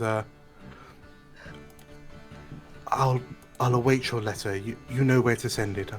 I'll be in the new temple, the Shrine of Selune here in Arabelle, she says. And if you don't send it, she puts a hand on your shoulder. We'll know. We'll find you. Sure, yes. Right, well, jolly good. And then taps Ameline on the shoulder. Are you sure you need this get-up, especially if you are to leave the faith? And, yes. She kind of takes a step back and... You're right, I'll need something much more extravagant. And she looks you up and down. And if we are to be wed, I require you to be wearing much more elegant wear than this. I mean, you look positively hideous, Roland. So, I will make arrangements for the wedding, and I will patiently await your return from Cormyr. Fabulous. I will be back as soon as I can. I can't wait to see you, my love. In the meantime, if you could send over any clothing measurement, I'll give you my measurements now and just pull out some sort of script and just quickly, there's my measurements. Okay. Any fine clothing, just send it to, this address, and just put the World Serpent's address in. Sure. And then for Roland, and just also wink when you do. Ameline nods. She kind of gives you the instructions. She reaches down to the table that you're next to. She picks up the half-drunk drink, finishes it, and then grabs the back of your head and gives you the worst, wettest kiss you've ever had. And she says, "Until my hero returns." And she spins with a flourish, like a fur, kind of goes over her shoulder, and she looks to you, Zumbo, looks to you, Katyan. Ew, she says, and strides out. At the minute that she goes, Rufus will walk over to Katya and to Zumbo and just say, "Do either of you know how to write a notification of death whilst adventuring?" Katya opens up her bag. She's like, "If you make it worth my while, I have a forgery kit." Question though, where is the real Rufus? Here? This half-orc. I thought the half-orc is just stood in amongst you all, just looking backwards and forwards slowly. And she shakes her head looking at you, Zumbo, and then says, "I don't know what kind of twisted plan you've got going on here, but you mark my words. Even if you come to the gates of Marsember, you will never lay foot on your ship again." So, that's where it is it? Marsember, that's where you got it? And Reeve looks at you for a moment and... Shit, she says. At that point, Rufus will also go, "Seriously, are you still here?" And you wrap out the night as this half-orc turns to look at you, Rufus. Looks at your face intently, at your beautifully sculpted cheekbones, your high-bridged nose. Runs her tongue across her tusks, and your world goes black as a and you're knocked out. And as we wrap out the carousing. We will grab a short break, and when we come back, we will find out what Balthazar has been up to. He's been a good boy. Katya's just been like, please can I play my song? I love that each other. Cassius, he probably sitting there just watching like either side, like, how I ended up the most normal one in this pub. You're the only one not trying to burn it down. I'm so sad I didn't even get to do any of the dances. I had the squiggly wizard ready. We will see you all in 10. Okay. See you in 10. Bye. See you in 10. You're here with Eleanor Gray. Did you know that millions and millions of videos each year go into the middle of nowhere because they don't get subscribed to? You could be better than that. You can save this video by clicking subscribe. Welcome back, everyone. So, yeah, that was a bit chaotic, wasn't it? It was brilliant. Very good. Cool. So, fortunately or unfortunately, I don't know, depends how you see it. We are not done there. So, with Rufus recovering from his mild concussion, yeah, we will swoop in and pick up a few days later. And yeah, we will catch up with the Warhounds. Specifically, let's say Hiram, Balthazar, and a somewhat woozy Slate. And what form is Slate in? Probably Chiron Chiron. Okay. in a more kinder and benevolent state today. Yeah, the Okay, only so- safe form. Karen is hangover mode. Yeah. So, yeah, the three of you are walking towards the north of Arabelle.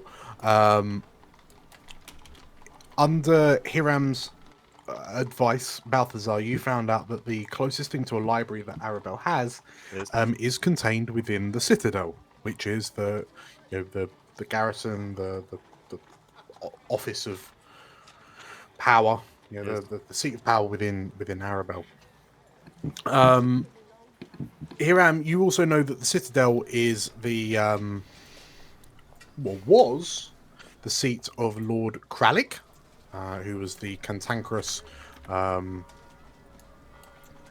villain that used to run Arabelle. But you yourself aren't sure what's entirely happened to him. As you're you've just kind of emerged from a shop, Chiron, you notice the two of you, as you talk, the conversation is kind of going over Chiron's head, because in Chiron's hands is a circlet studded with a number of refined moonstones carved from Moony Luna, which is the commission has just been finished. It took the best part of a week, but yeah, this circlet, it's yet to be blessed.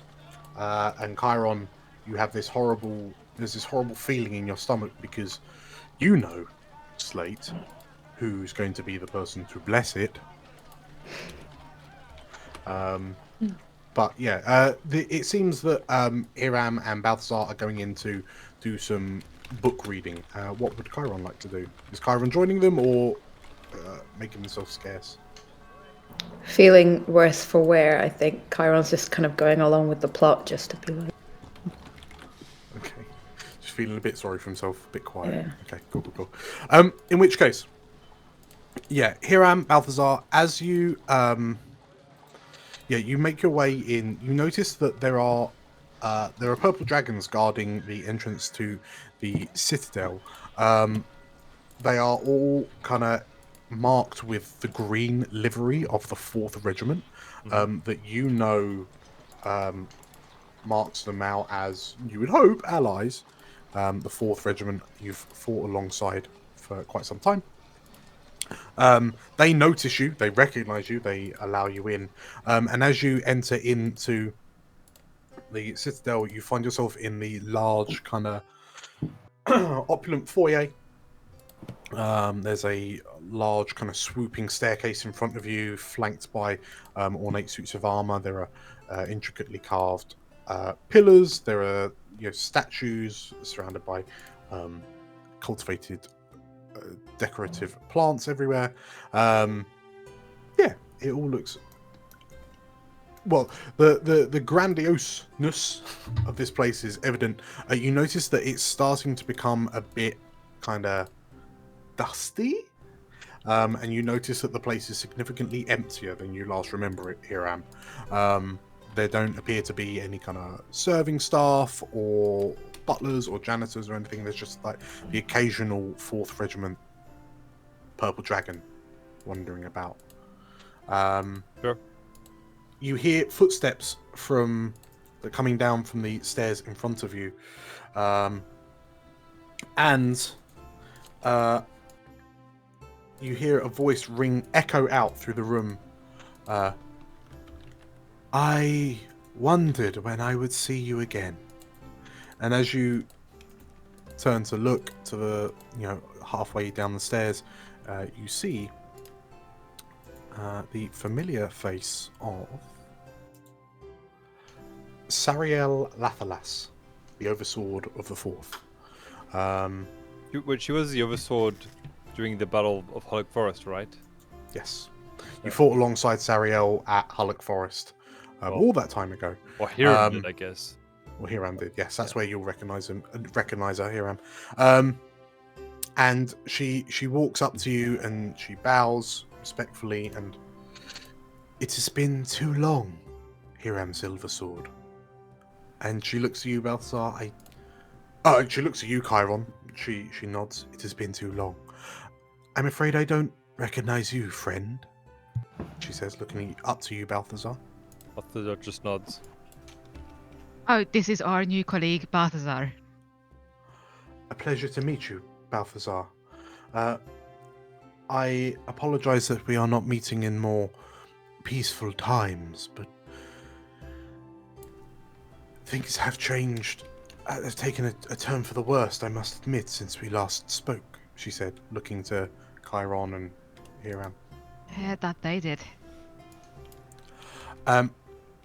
I can only, although it has been a while since we spoke, I cannot assume that you came here for a little chit-chat.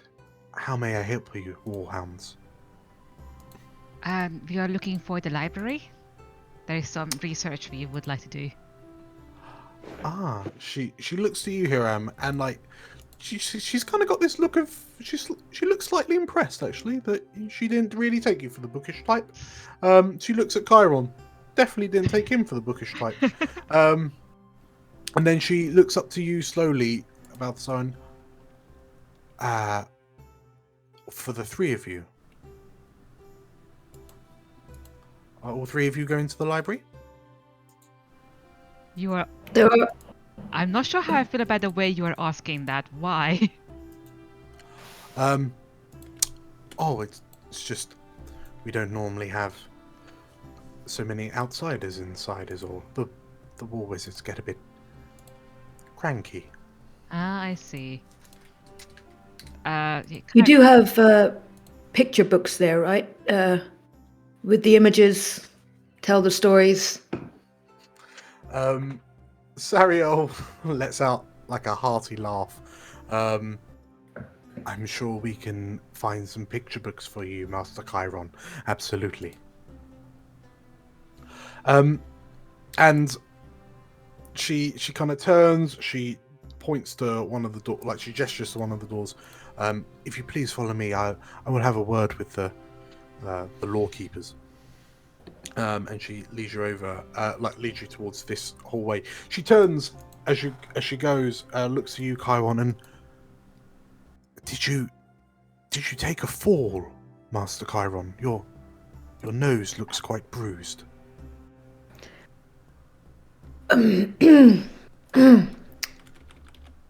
I had a run-in with some very ruthless and thuggish thugs.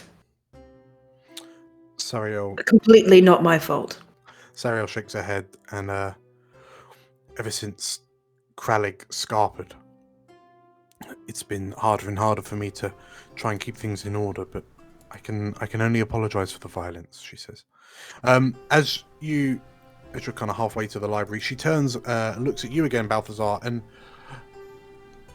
I don't mean to pry, but where do you hail from, Miss? Balthazar will just look at Hiram and not say a thing. Oh, Balthazar is under oath. He is a cleric of Helm, and I look at I look up at Balthazar from the corner of my eye. Like, do I remember that right? And like, yes, he is doing this oath thing where he needs to be in this armor, and he's also silent mostly. Sariel, like, her face softens, and that is a shame. You look like someone who would have a great many interesting stories to tell. Balthazar just nods. Yeah, you should meet our other new colleague, Zombo. Full of excellent stories. Sariel smiles, and hopefully the Warhounds stay in business long enough that I might get to meet this magnificent Zombo. She stops, like, you've reached the end of the corridor. Hiram, I think you've been here before, but you know the library's on the other side of these doors, and she stops. And, like, she kind of glances to the ground somewhat sheepishly, and then turns to you and says, Is Master Cobbleson still among your company? I'm afraid he isn't. He had personal things to attend to. He did. But I was thinking of sending him a message fairly soon. If you want me to pass on a message. Sariel kind of looks away quickly, and you notice her cheeks are flush, and I was just curious. Yeah. By the way, he has a mustache now. Oh. Yeah. Very sophisticated mustache as well, might I say. Excuse me. I'm sure he wears it well. Tell you what, I will mention to him the next time he's near Arabelle, he should come and see you. Of course. And Sariel kind of pauses, like, is kind of looking up into looking up, and then kind of catches herself and the library, she says, as she opens the door.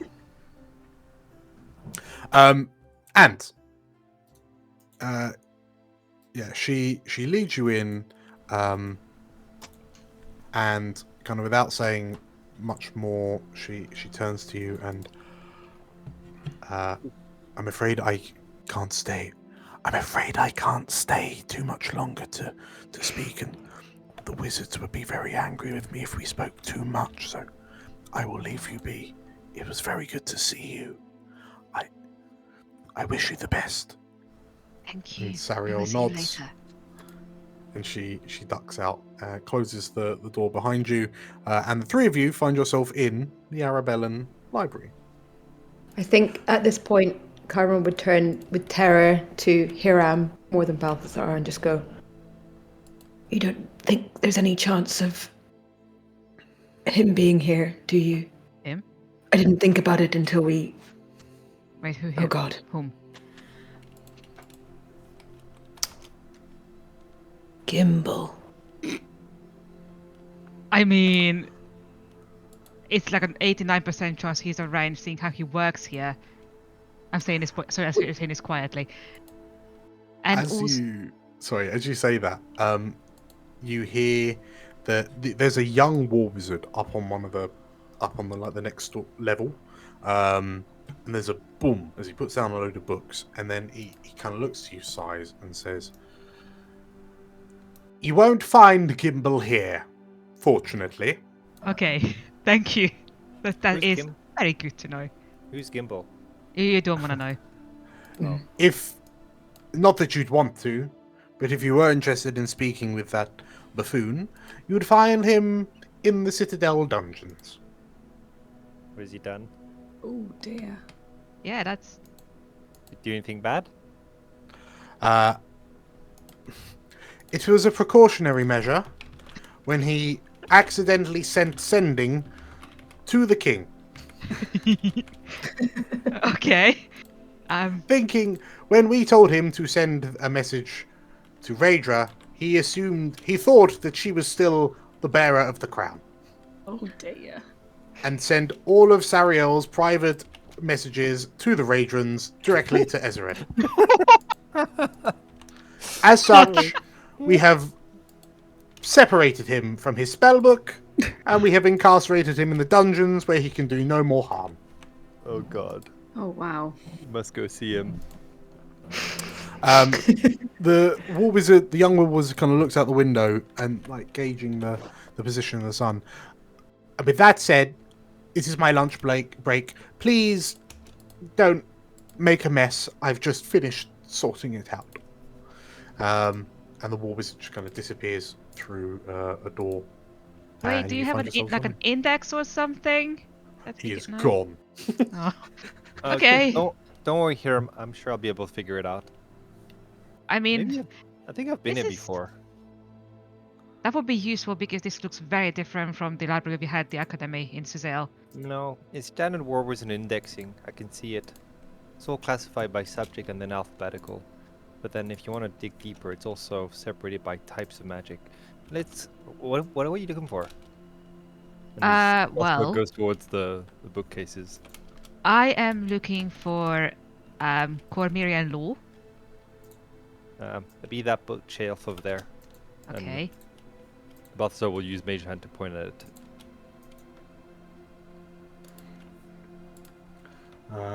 Yeah, Balthazar is 100% correct. It is over in that direction. There you Slate, are you just kind of finding a quiet corner, or are you looking for anything particular? I'll I think grab there would be. Sorry, go ahead. I think it would be a case of kind of taking a big breath in, and then using instinct and smell and whim to find the book that's right for him. Okay.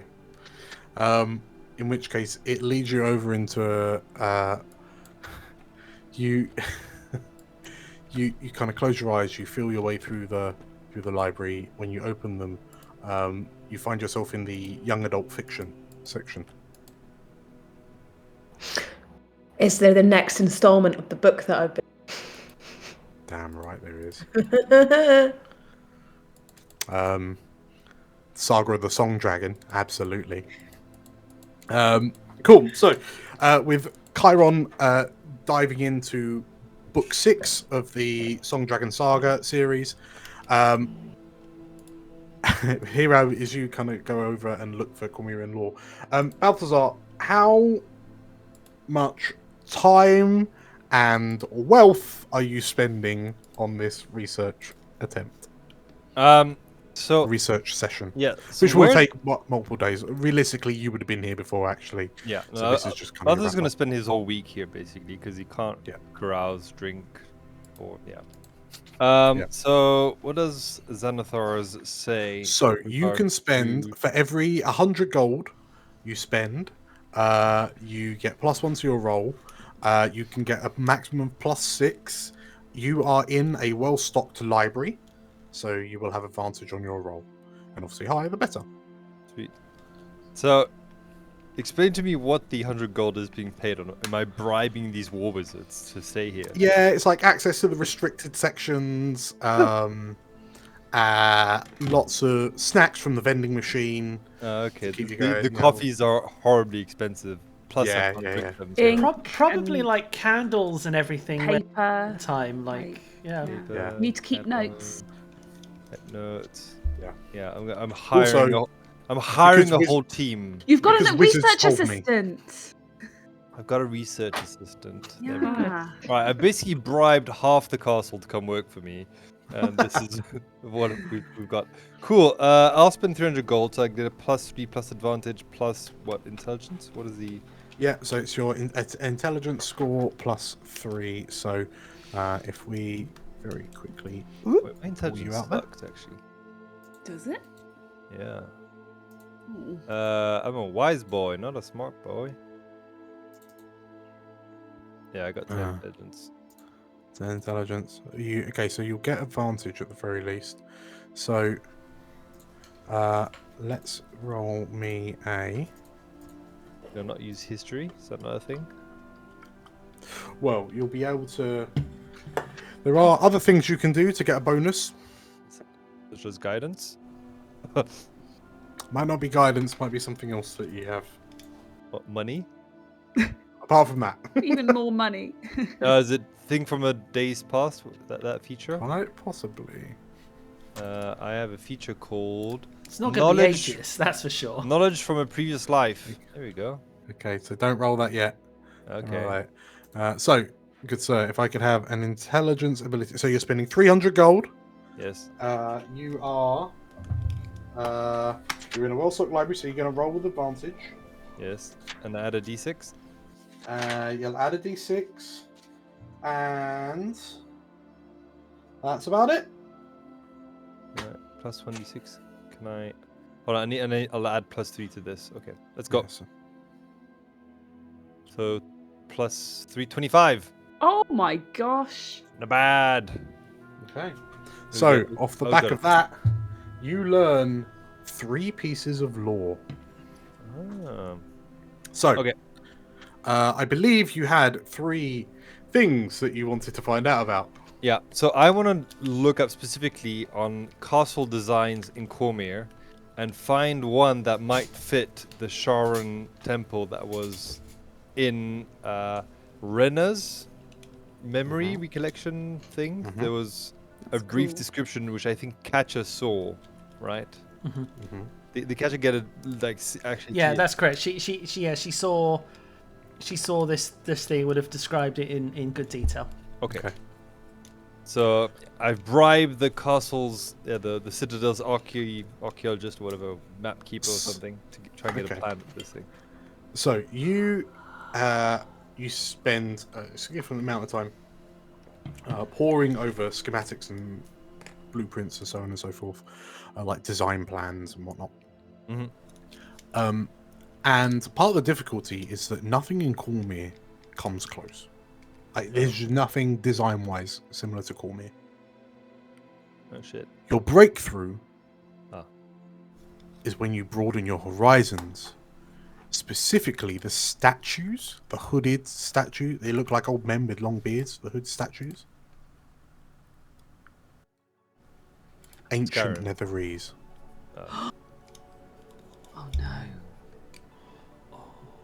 Those Oh no. The Oh, no. statues are depictions of the ancient sorcerer kings of Eld and are used as a common decoration piece throughout Netheril before its fall. Specifically, ancient Netheril. Alright, hold on, let me just write notes of this. So the statues, what? The statues by the castle? No. So like the use of the statues as a decoration piece, this is like a relief within the walls. Like instead of just having pillars, having these hooded bearded men as the pillars kind of thing.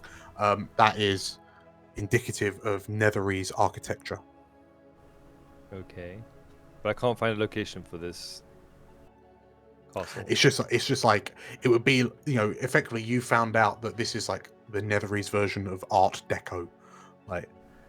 But you said Catcher had a description of the castle, right? But okay. Well, I guess the information A is just room. been lost. Okay. Yeah. It was a ruin. Sorry. But you know that whatever room Katya saw through Renna Yeah. wasn't Cormyrian. Oh, it was a It was room. in- I thought it was a like a room. I thought it was like a castle that she saw from far away. Mm-mm.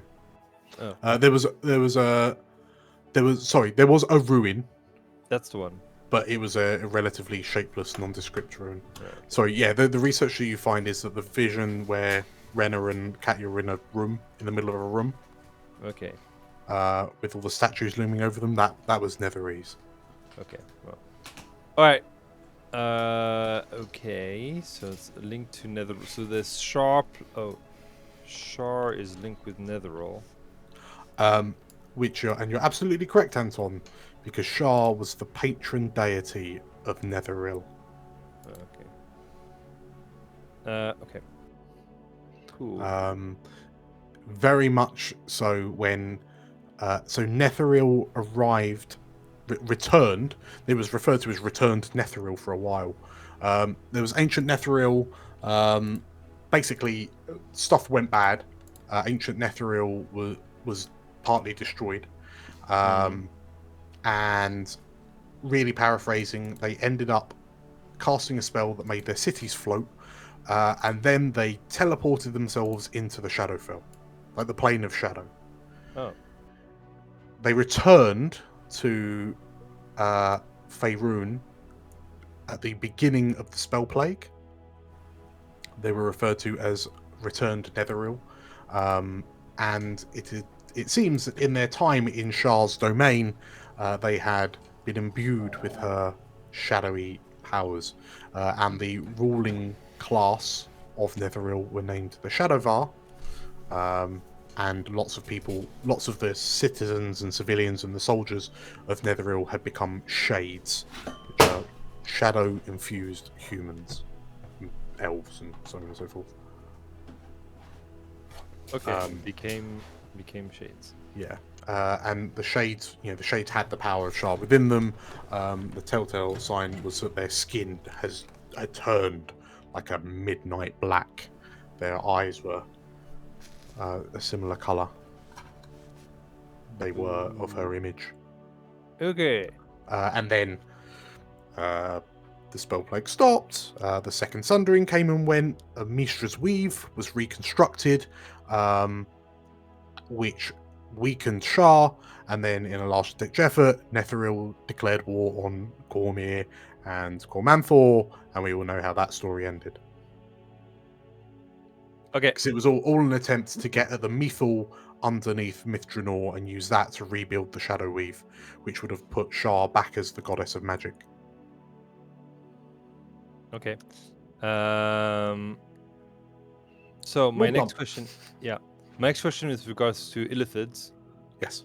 So, Balthazar would like to know if there are like records of any like major colonies that were discovered, that were found, and also trying to understand a bit more like the structure of Illithid like colonies. Illithid colonies.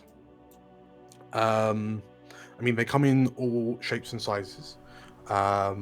Because a community of Illithids you find out from this book ranges from some dozens to like in real bad circumstances some thousands. At the heart of every colony is an elder brain, which is literally a giant brain. That is, and all mind flayers are linked to the brain, and they act as a synaptic hive. Every so often, there'll be in inverted commas a mutation within the mind flayer community, and the mind flayer will be birthed as an Ulitharid, which is like a super mind flayer. So they're bigger, they're more powerful, they're stronger, they're faster, etc., etc. These Ulitharids are independent from the Elder Brain, and whilst the Elder Brains might see them initially as like a bit of a rival, the Ulitharids will eventually leave the colony and create a new colony, transforming into an Elder Brain and spreading. And any known, Sorry, go on. Any known like sightings in Cormyr of mind flayer colonies? They're in Cormyr. No. Let me think. At this time,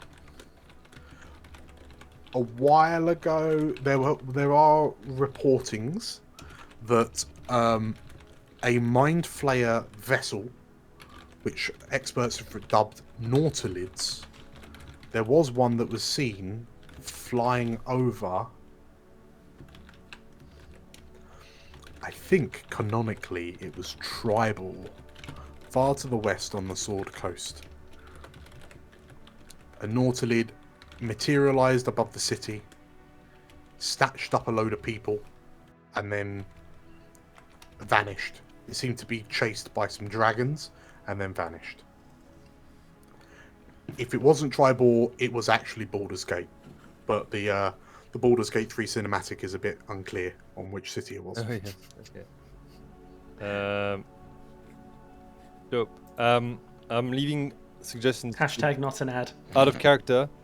If you guys have any suggestions for my third question. Well, I think you had one more subject. That's right. I mean, aren't you going to want to look up Project Implacable? No. No. Or the Black Diadem specifically, maybe? Oh yeah, that could be interesting. What was the person who that book was originally about? Was that... can't remember what his name was. Iolam. Ayulum, Sorry? Netherese wizard, met Iolam, Yeah. says Balthazar. Oh, yeah, it was. Yeah, what's That would be quite. sorry, to finish your question about the Mind Flayers, the colonies will tend to be somewhere very kind of secret and safe, because Mind Flayers are kind of inherently more mobile than other races, given that they can plane shift, they can levitate, they've just got much more freedom of movement. Nautilids, like you'll sometimes find colonies on Nautilids because these are ships that can move about, although thanks to Githyanki and Githzerai raids, Nautilids are rarer and rarer because they're destroyed. They're a real problem if you come across one. So they hunt them down and destroy them. So I guess my third subject would probably be Githyanki and Githzerai. Mm-hmm. And trying to see if there's records of them being in Cormyr, visiting Cormyr. Are they common, and kind of what their deal is. So there are reports of Githyanki in and around Cormyr throughout the centuries, but the reports are extremely sparse. What you learn, what you find out is that Githyanki live in the Astral Sea, where they don't age. Nothing ages in the Astral Sea. Usually the only times Githyanki come to the material plane is they'll have clutches, so they'll put all their eggs in the material plane, and because time passes normally, it allows the eggs to hatch. The offspring will then grow up on the material plane, and then they'll get scooped up and taken back out to the Astral Sea to become immortal space pirates. Well, ageless space pirates. They try not to spend. They'll come to the material plane to raid, but they don't stick around for long because they get old. They start aging again. The Githyanki themselves are a very kind of violent martial hierarchy, like a martial society. They eschew the values of family in place of like a clan. They'll follow. You may find that the leaders of Githyanki war parties aren't necessarily the oldest, but they might be the most experienced. Githyanki and Githzerai, to that matter, they consider hunting and killing a mind flayer as a rite of passage, which is why Githyanki will go on raids to they'll actively hunt down mind flayers to give their young the opportunity to become adults. They're just like squid. Yes. Unfortunately, as rite of passages go, not a particularly high success rate. I don't know if you've seen Alien vs Predator 1, the film, but it works out a bit like that. Okay. What's the difference between Githyanki and Githzerai? The Githyanki and Githzerai, the primary difference is a philosophical one. When the Gith were slaves to the Mind Flayers. They eventually managed to overthrow the Mind Flayer oppressors. There were two leaders amongst the Gith. One was called Zereth. There were two leaders that had opposing beliefs. The Githzerai, sorry, the followers of Zerth decided that they would take. They couldn't allow an evil like the Mind Flayer Empire to ever be again, so they kind of drew themselves inwards, whereas the followers that became the Githyanki were very much a case of, well, we're free now, we can do whatever the hell we like. So they became pirates. They were very much a case of, we can, after everything we've been through, we can do what we like. Okay. And almost at the drop of a hat, almost as soon as they reclaim their freedom, the two factions, which renamed themselves Githzerai and Githyanki in honor of their respective leaders, became mortal enemies, having wiped out the Mind Flayers, pretty much. Okay. So basically, both of them hate Mind Flayers. But now they also hate each other. Yeah, and they also hate each other.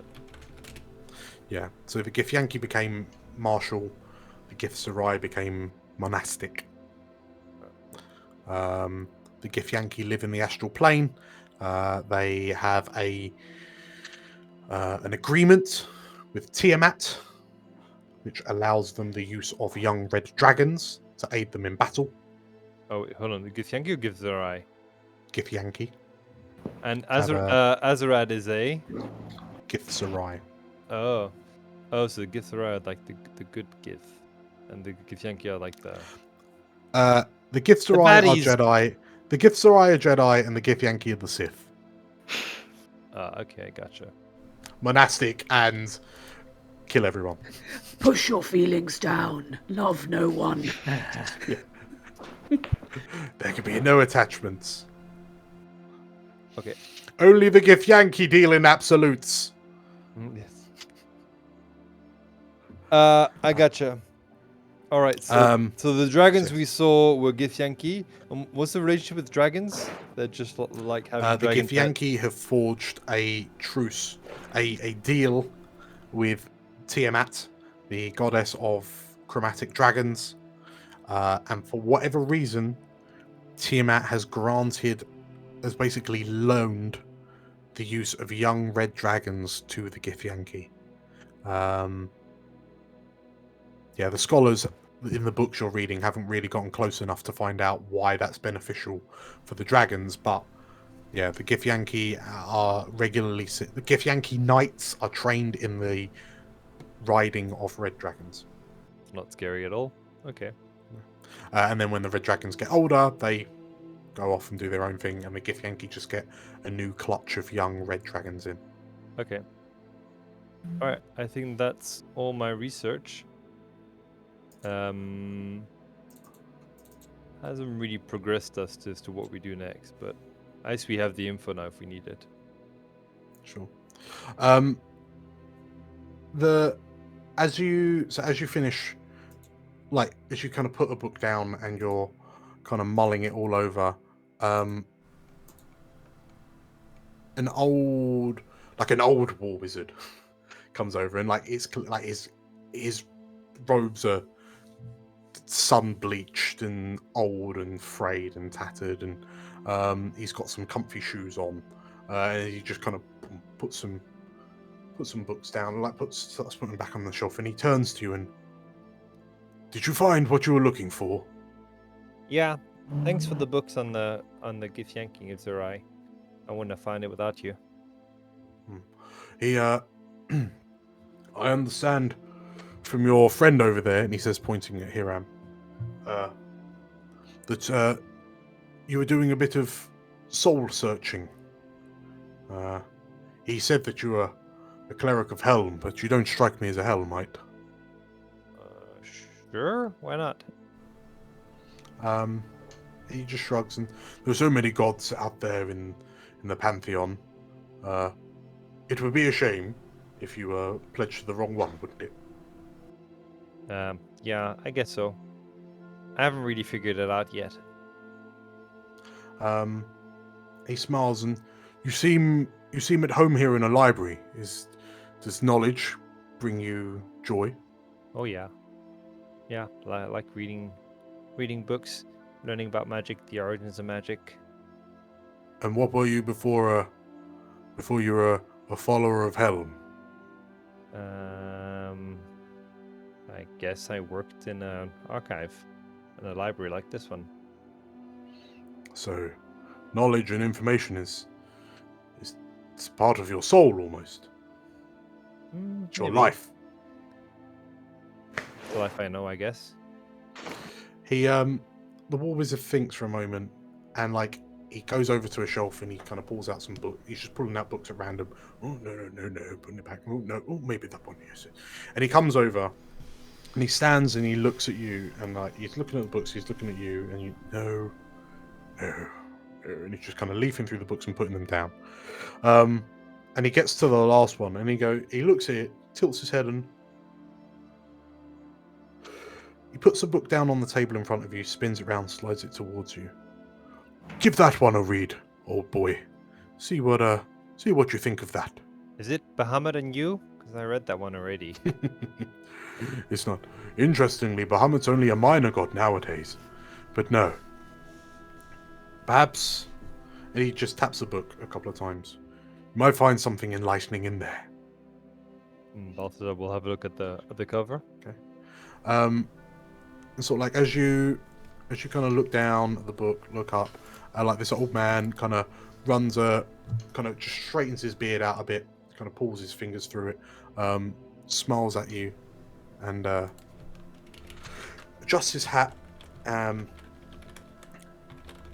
I'll leave you to it, he says. And he turns and leaves, and as you look down at the book and kind of open the tome, because there's no name on the front of the tome, as you open it up on the first page, it says, The Teachings of Azuf. And when you look up, the librarian is gone. Hey, where did... Oh. And Hiram, you notice that Balthazar's just kind of peering around, looking a bit confused. Everything okay there, Balthazar? Yeah, did you see where that old wizard went? What old wizard? You was just here a moment ago. We were speaking. I didn't see anyone. Are you dozing off? No? Are you? Don't think so. I don't even sleep. Balthazar, as you turn the second page, you see an illustration of this god, Azuf. Mm. And like you look at this long, white-bearded old man with slate grey, blue eyes, big hat. Looks familiar. Not sure where from. Strange. I guess Botty Boy will read the book cover to cover. Speed read. Like Johnny Five. Yeah. Johnny Five alive. I was just about to say that. Okay. Cool. So Balthazar, as you begin to read through the Tome of Zoof, and with that new knowledge in mind,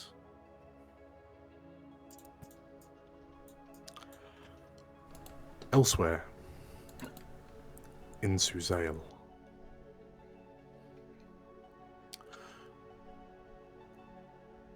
the chamber doors echo as they... the chamber doors glide open as the sounds of heavy footsteps enter the room.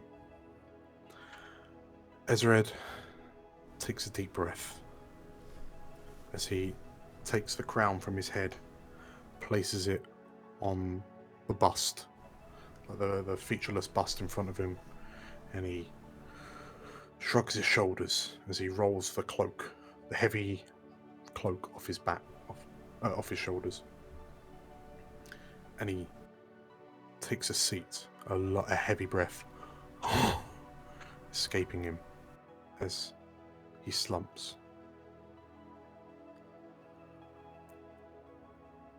And there's a voice from behind him that says, "Are you all right, dear?" And he lets out a deep breath. All of this bloodshed. There are times that I don't even know why we're doing it. Why not just bring Raja to the diplomacy table? She's always had the bloodlust in her, but perhaps we just need to talk to her. I don't want my legacy to be known as Cormyr being a meat grinder for its own citizens. And he turns to look at the woman that steps out the shadows of his chambers. Her hair pulled up in a bun and wearing a black and yellow dress. And Ursula glides across the floor, places a hand on his shoulder, a finger under his chin. "It's all right, Ezered. Good kings always make the hardest decisions." And she turns her chin to face her directly, and as her eyes light up white, "You have to carry on and do what you must to commend the loyalty of your citizens. You need to find that new crown, my dear. Together, no one will deny your rule," she says. And as Ezered's face kind of goes slack, he comes to and says, You're right. It's been hard, but we must see this through. We will find the artifact, and then you and we will rule Cormyr in peace. And Ursula smiles. "Of course we will, Ezered dearest." And we'll call it there. Dear. Oh no. Oof. Well, that bodes well. Oh no. Congratulations on completing session 19! Hooray! Yay! Huzzah. Cool. So, we have successfully completed a week of downtime. Only one of you was knocked unconscious, so I consider that a victory. Next week... Well, technically two, because Drool also fell unconscious. That's true. That is very true. Yes, so next week we will find out where the Warhounds will be going next. Actually, no, that is a lie. Next week we will not be finding out where the Warhounds go next. We're taking a short break, an intermission from Cormyr. We will be back in 2 weeks. However, there will be a video released in place, in lieu of session 20. And there'll be more details about that on the channel in due course. So, thank you all for playing. Thank you all for watching. Hope you all enjoyed. And I will see you all later. See ya. Bye, guys. Bye-bye. Bye. Bye. Toodaloo. With no one arrested or seriously injured, the Warhounds have survived a week of downtime and arguably find themselves better equipped for the next leg of their journey. Come back next episode to find out where the adventure will take them next.